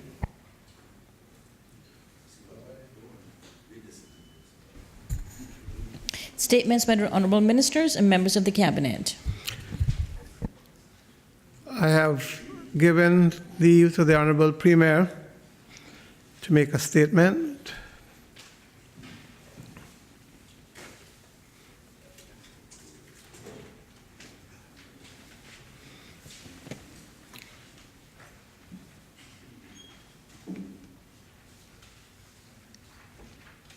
Thank you, Mr. Speaker.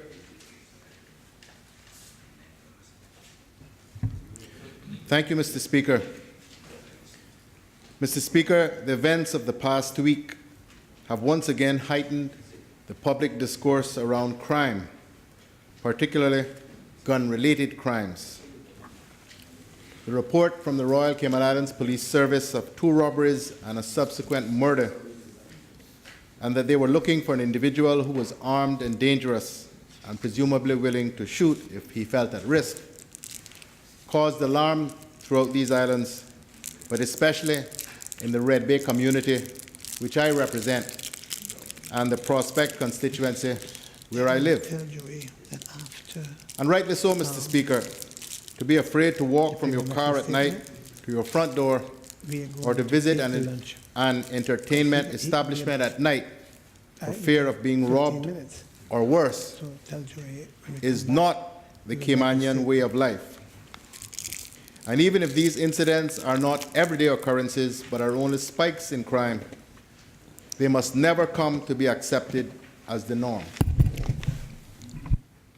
I can say, Mr. Speaker, that every single member of my government, whether a Progressives candidate, a CDP candidate, or an independent candidate, campaigned and promised to work with the Royal Cayman Islands Police Service to tackle crime, particularly gun crime. We take these promises very seriously. And during the recent budget session, government committed to various strategies to combat crime and keep our communities safe. Indeed, some $270 million has been allocated to national security over this budget cycle, which is 2 years. We committed to putting in place a dedicated community policing program and voted funds to provide the Royal Cayman Islands Police Service with 75 new police officers over the next 3 years to help accomplish this. I am pleased to say, as everyone in this House and the wider public would be aware, that community policing has become a reality and is being welcomed by the public as well as by those on the opposition benches. As of February, 26 community police officers have been placed in East End, Northside, Prospect, South Sound, Georgetown, at the waterfront, 7 Mile Beach, and West Bay. Officers stationed on Cayman Brac and Little Cayman were already considered community officers. They are all working on differing shifts, depending on the demands of each area. These officers are embedded in the communities, and there is a genuine commitment to make sure those officers are maintained in those areas for at least 2 years. Mr. Speaker, community policing is still in its fledgling stages, but I'm certain that it will play a key role in not only keeping communities safer, but also helping rebuild public trust in the Royal Cayman Islands Police Service, and thus people's willingness to say something when they see something. Mr. Speaker, I've also advised the Commissioner of Police that the government will consider providing additional resources such as more CCTV cameras in order to deter crime and improve detection. We just, Mr. Speaker, need a proper plan. I have also asked the Deputy Governor to review the salaries of police officers, as well as other underpaid departments of government, I should add, with a view to making the Royal Cayman Islands Police Service a more attractive employer. This will enable the Commissioner to attract and retain more qualified persons to the police service. So, Mr. Speaker, we are doing, as a government, what we need to financially support the Royal Cayman Islands Police Service. And I am satisfied that under the leadership of the current Commissioner and his senior team, the Royal Cayman Islands Police Service has taken seriously this government's commitment to keeping our communities safe and reducing gun crime in these islands. Increasing neighborhood watch programs is another commitment that is being met, and the Royal Cayman Islands Police Service, through the community policing program, will assist communities to put these in place. Neighbors know when something looks wrong and when someone looks out of place in a community, and can help raise an alarm if needed. Mr. Speaker, we are also committed to improving border security and to merging the customs and immigration agencies into a single border force. The work on this has started, and we have secured the assistance of Mr. Colin Brown, who is head of the UK's Border Force National Targeting Centre, to move this project forward as a matter of urgency. Mr. Brown arrived in January and has been working with the steering committee charged with the planning and eventual implementation of the merger. So again, Mr. Speaker, this commitment is being met, and when complete, we will have a single border force agency with staff trained to better protect our seaports and airports, focused on preventing illicit drugs, guns, and people landing illegally in the Cayman Islands. Modern law enforcement and border protection agencies do not focus on searching suitcases and containers. Instead, they rely on intelligence as well as on modern investigative and targeting practices that are more successful than searches alone. This is where we're going, Mr. Speaker. Currently, immigration and customs staff are undergoing cross-training as well as participating in joint operations. Over the next 6 months, we will start seeing a single uniform for some staff, and a fully joined-up Cayman border force should be in place for the start of the 2019 financial year, which is January. I will continue to provide this Honourable House with progress reports on the work being done in this area. But again, Mr. Speaker, the commitment has been made and work is ongoing, and this will become a reality. Another key element in border protection is our commitment to create a modern Cayman Islands Coast Guard with a multifaceted role, including search and rescue, patrolling our seas, and helping keep illegal guns, people, and drugs from being smuggled into our islands. The Coast Guard will have the ability to board and search vessels in our waters and make arrests if needed. We have obtained the services of Mr. Phil Bostock, who is a commander in the UK's Maritime and Coast Guard Agency, who has also been on the ground from January to assist in the development of the Coast Guard. Mr. Speaker, neither the Coast Guard nor the border protection agencies can be everywhere. Agents can be everywhere. So we will utilize technology to assist in the detection of boats entering our waters.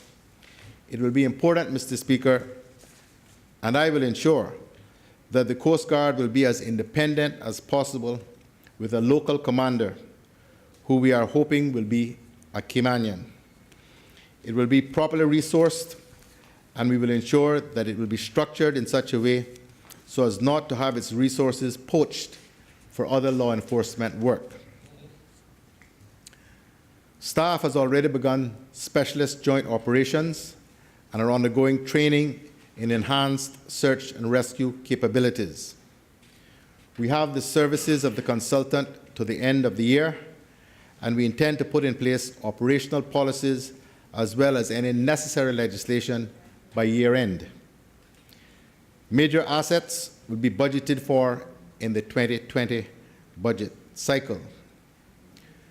Mr. Speaker, this is a major undertaking, but we are moving as swiftly as we can, and with God's grace, this too will be achieved. But, Mr. Speaker, there are other things that we are looking at to battle crime, including initiatives to prevent youngsters from entering lives of crime, as well as more effective rehabilitation programs, both for incarcerated prisoners and those who have served their time.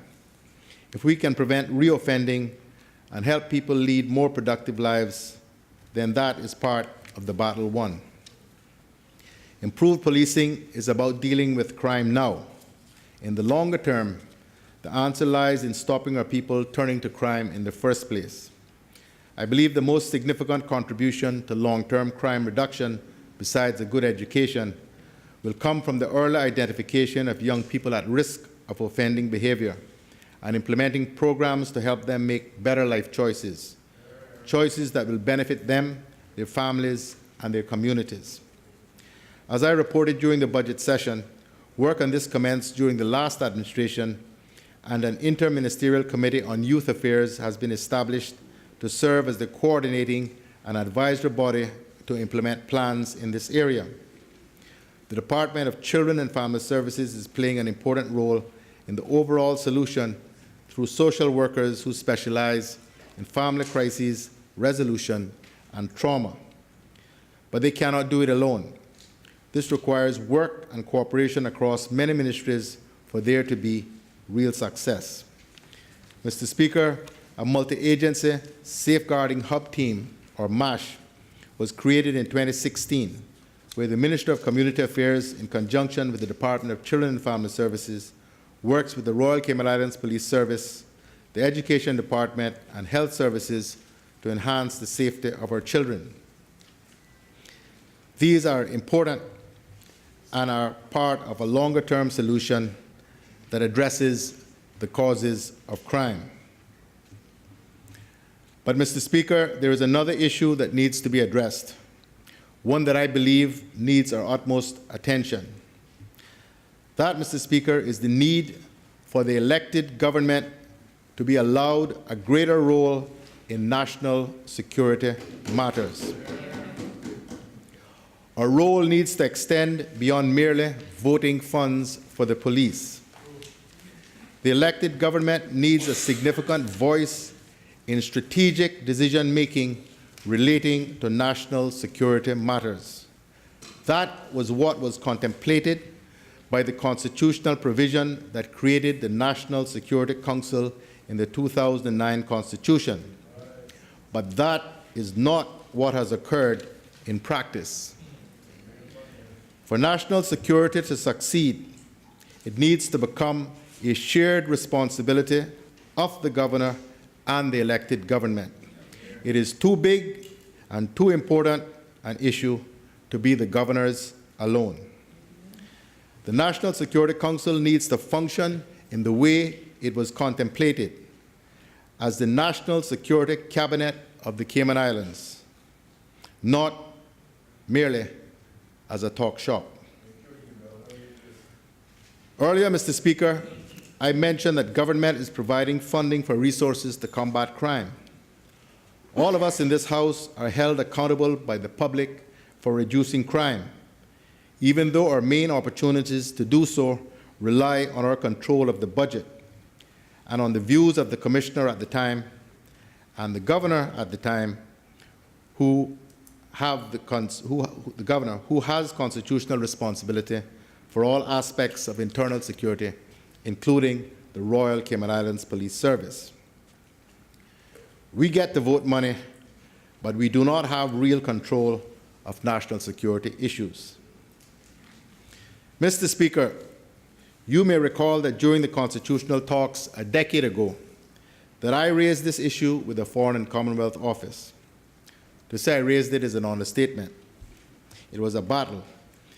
As a compromise, the United Kingdom agreed to create the National Security Council, a body that is charged under Section 58(4) of our Constitution with responsibility as follows, and I'm quoting from the Constitution now.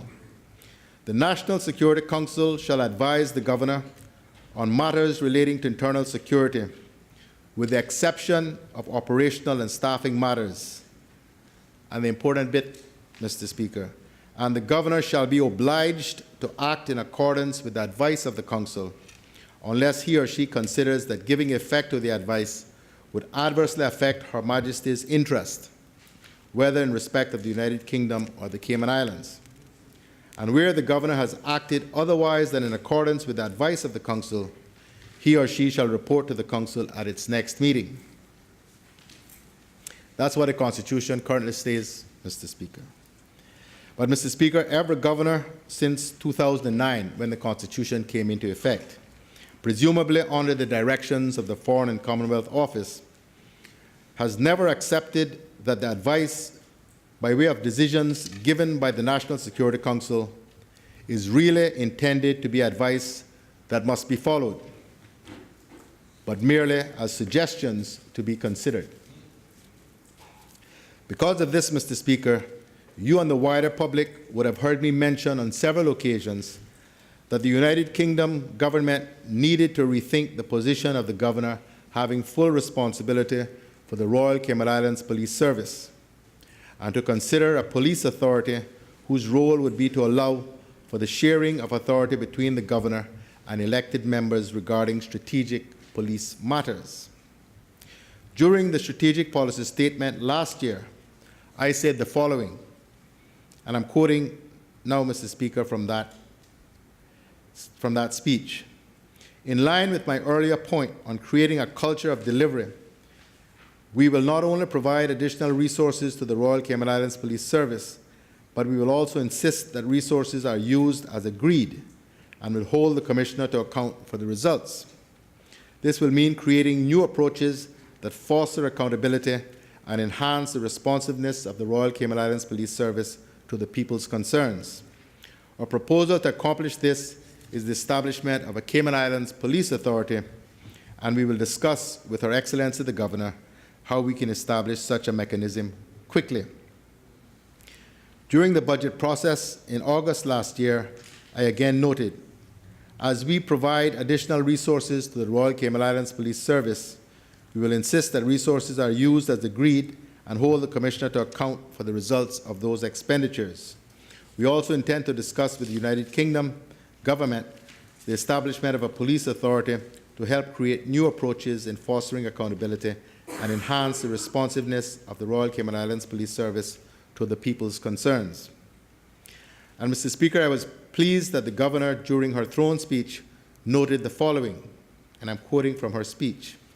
The government has also indicated its eagerness to discuss the creation of a police authority with me and with Her Majesty's government, a police authority that will be devolved some authority for policing. Whilst no outcome to these discussions can be predetermined, I welcome the conversation, unquote. Mr. Speaker, I mention this to provide some background and to remind the public and this House that this has been an issue for some time. Mr. Speaker, we are at a critical juncture where national security issues are increasingly a concern to the people of this country and those that visit. If we are to succeed in addressing these matters, the National Security Council, which is made up of the Governor, the Premier, the Deputy Governor, 2 ministers, the Leader of the Opposition, the Attorney General, the Commissioner of Police, and 2 private sector representatives, must be permitted to function as the Constitution contemplated. Mr. Speaker, I can advise that in my recent conversations with the Office of the Governor, I have urged that going forward, the National Security Council be operated as was envisaged when the Constitution was written. That is, as a decision-making body whose decisions or advice on non-operational or staffing matters regarding the Royal Cayman Islands Police Service, the Governor would be obligated to take. Where this advice is not followed, then the Governor will be obliged to report this back to the Council at the next meeting. Mr. Speaker, I also discussed with the Office of the Governor the need to formalize the proceedings of the National Security Council with regular monthly meetings and with papers submitted by members for consideration similar to the process followed in Cabinet. I would expect that the National Security Council agenda would be agreed jointly between me as Premier and the Governor. This should help the National Security Council become more focused on strategic and policy matters and take meaningful decisions. It will also provide elected members, I and the Leader of the Opposition, as well as 2 government ministers, with some real say into non-operational policing matters.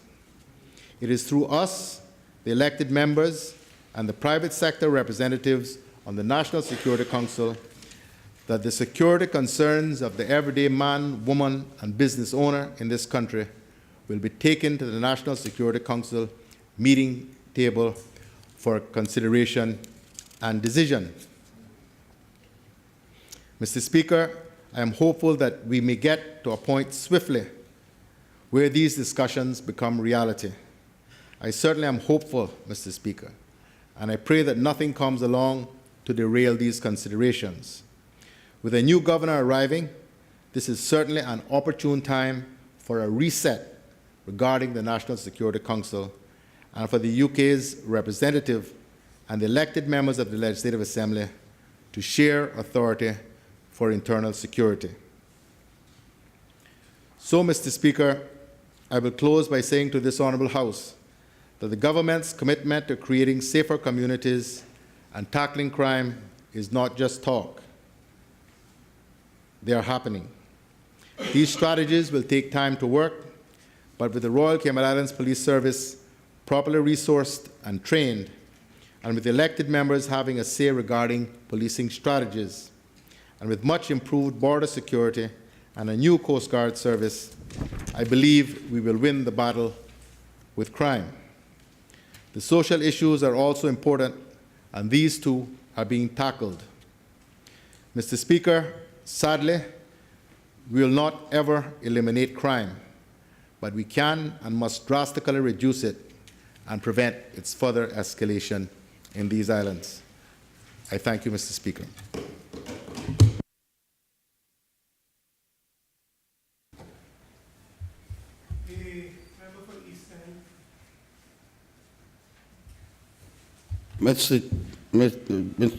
Mr. Speaker, I beg your indulgence to, under Standing Order 32, I think, to ask the Premier a short question.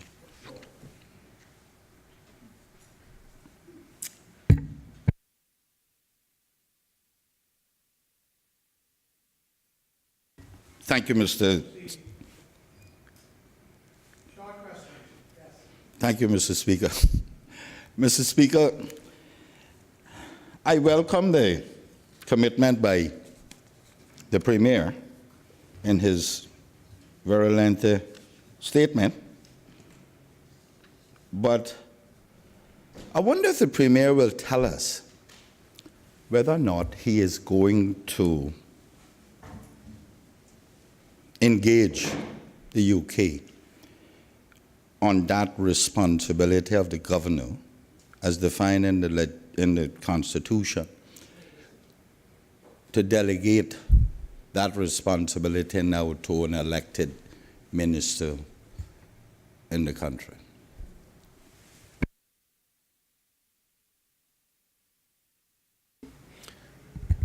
Mr. Speaker, that is not what is contemplated by the Constitution, and that is not what I have suggested. The Constitution provides in Section 58 the proper mechanism for shared responsibility for national security by the establishment of the National Security Council if it is operated in accordance with the provisions of the Constitution.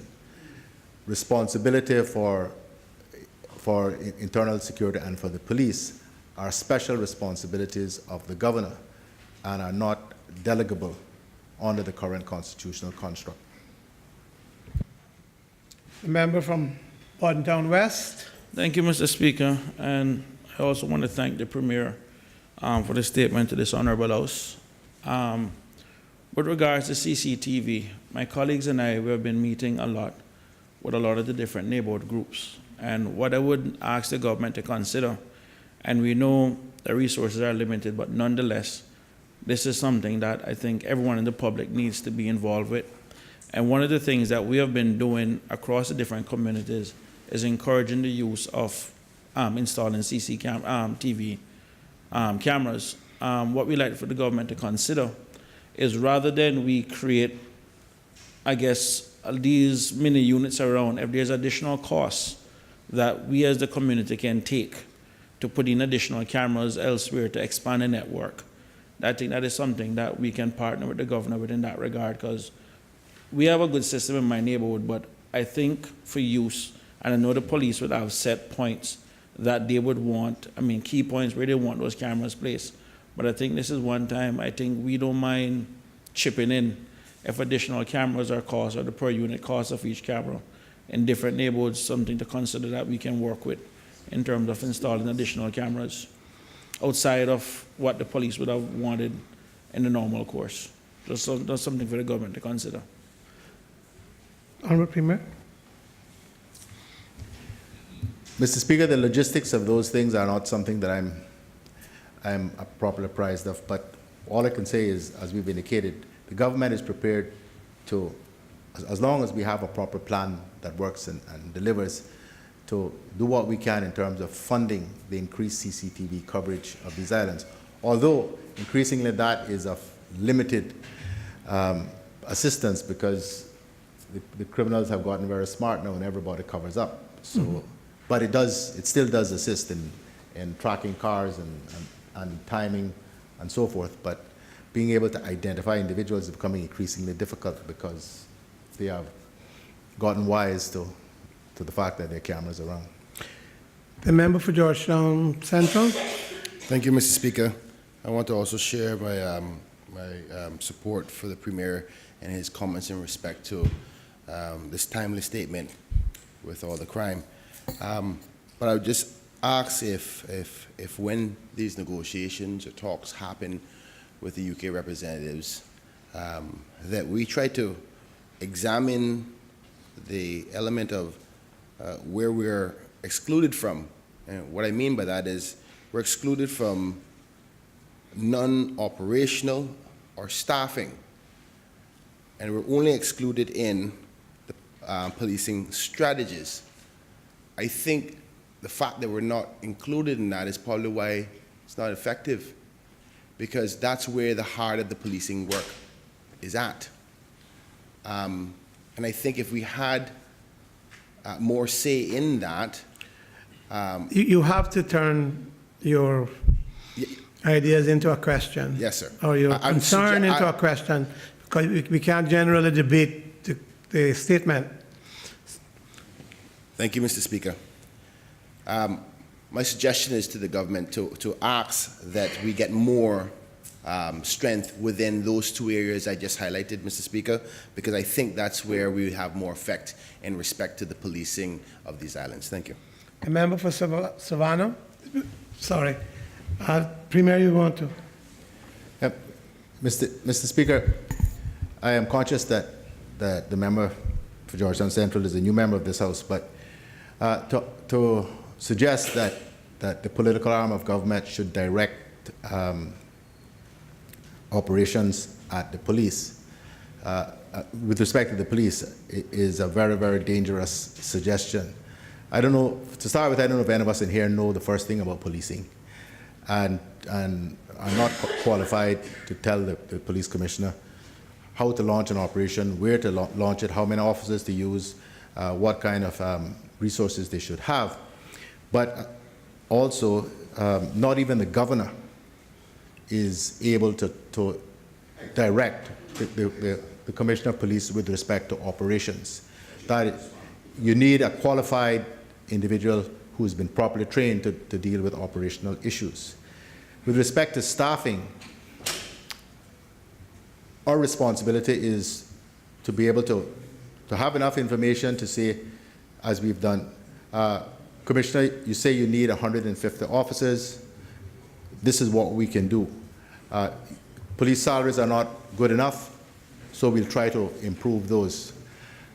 But for us to decide who gets promoted, who gets hired, who gets promoted, who gets disciplined, those are the kind of staffing issues that are clearly outside what elected members of this House should be involved with. As I say, not even the governor gets involved with those. She appoints the Commissioner of Police, and then responsibility for staffing beyond that is a matter for him.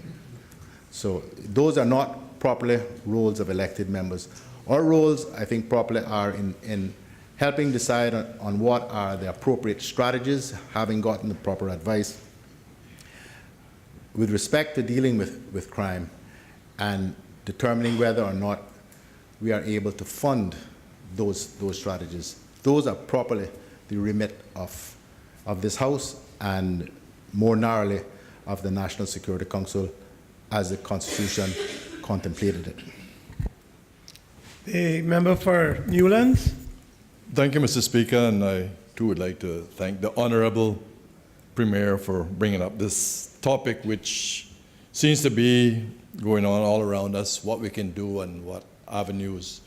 One of the questions I would put to him, and I know in the past we've considered the idea and even some of the equipment for fingerprinting. I think this could go a long way, at least once the fingerprints are registered, to assist the police in dealing with some of this criminal activity. Honorable Premier. Mr. Speaker, that is a proper strategy which should be or could be considered by the National Security Council and a decision taken. We've been debating in this country for probably close to 20 years now whether or not we should have a national ID for every person who is here. Of course, that comes with some controversy, concerns about civil rights issues and that sort of thing. But I really do believe that we need to look at that again. security considerations trump most things, and quality of life and safety and security must be paramount. Exactly. And so that, again, is one of those crime reduction strategies that I believe the National Security Council could consider. It comes also with a significant cost, but then how do you quantify the cost of crime, and how much value do you place on safety and security? You know. The member for East End. Thank you, Mr. Speaker. Mr. Speaker, when I asked the Premier a few minutes ago about if he was contemplating engaging the UK on the delegation of certain special responsibilities, I was talking about the Section 55 of the Constitution with the special responsibilities of the governor. Currently, the governor can delegate to ministers to represent the governor here in the Legislative Assembly. I was expanding that to ask if the Premier was going to engage them on the actual responsibility being delegated, such as the responsibility has been delegated for civil servants to the Deputy Governor. Honorable Premier. Mr. Speaker, I think we're still at the same place of the original question, Yes. which is the ultimate responsibility for what's called internal security. Mr. Speaker, after long think about it, agreed to take the responsibility for the police budget here. I knew it was going to come with its share of problems, but I thought it was in the overall best interest of the administration of government and the police service if I, as Premier, had that responsibility. But what the member from East End is, I believe, suggesting is that essentially responsibility for internal security be delegated to a minister. The Constitution would have to be changed to allow that to happen. But and Mr. Speaker, I would not propose that unless it meant real responsibility and control, because presently we have the responsibility, at least in in the country's mind, but we don't have the control. I don't think we need go that far to achieve what we need now. I don't think we need to change the Constitution at all, as long as the National Security Council is allowed to operate as the Constitution contemplates. I think shared responsibility will get us where we need to be, even if it is only for a period of transition. So I'm not at the stage asking the UK to do things that might make them nervous or antsy. I'm simply asking that we operate as the Constitution contemplates. It is clear, and it ought to be clear, that the strategies with respect to national security in this country are not working effectively and have not worked effectively for many years. We go through these, those of us who've been here for any length of time in this House know we go through these periods where there are spikes, and then there's a mad scramble and everybody is focused in trying to reduce crime, and then things settle back down for a while, and then they kick off again. But we never go back to that time in Cayman when things like robberies and murders were something that were unusual, and people were greatly alarmed when they occurred.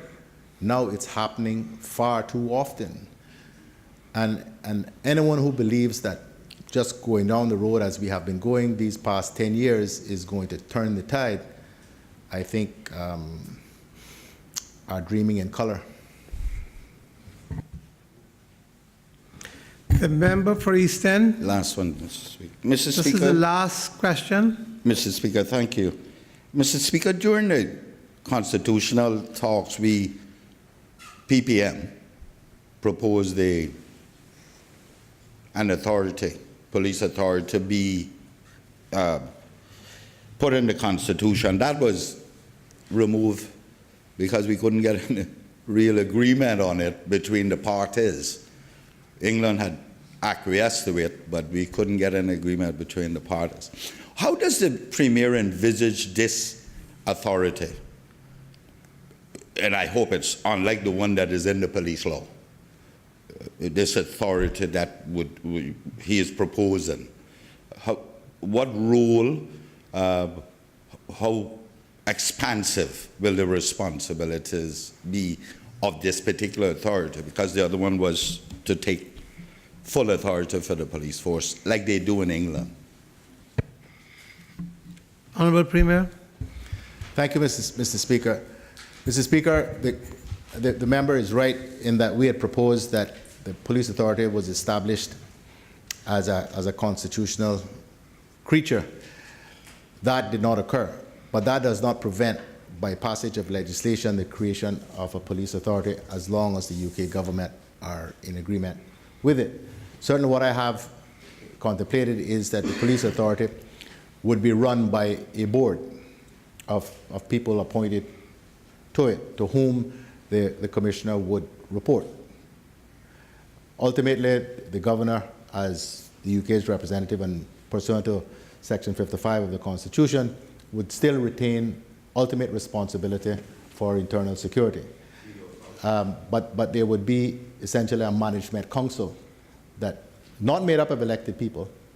The National Security Council would sit above all of this as the security cabinet of the Cayman Islands and have general oversight of the authority and what is transpiring there, and feeding the strategies and the decisions taken by the National Security Council would need to be approved and funded by the cabinet, obviously. But assuming that took place, that would guide the strategic direction of the police authority. Well, that's the same thing we did propose at that time. We shall suspend for the lunch break, and we shall resume at 2:30? 2:30.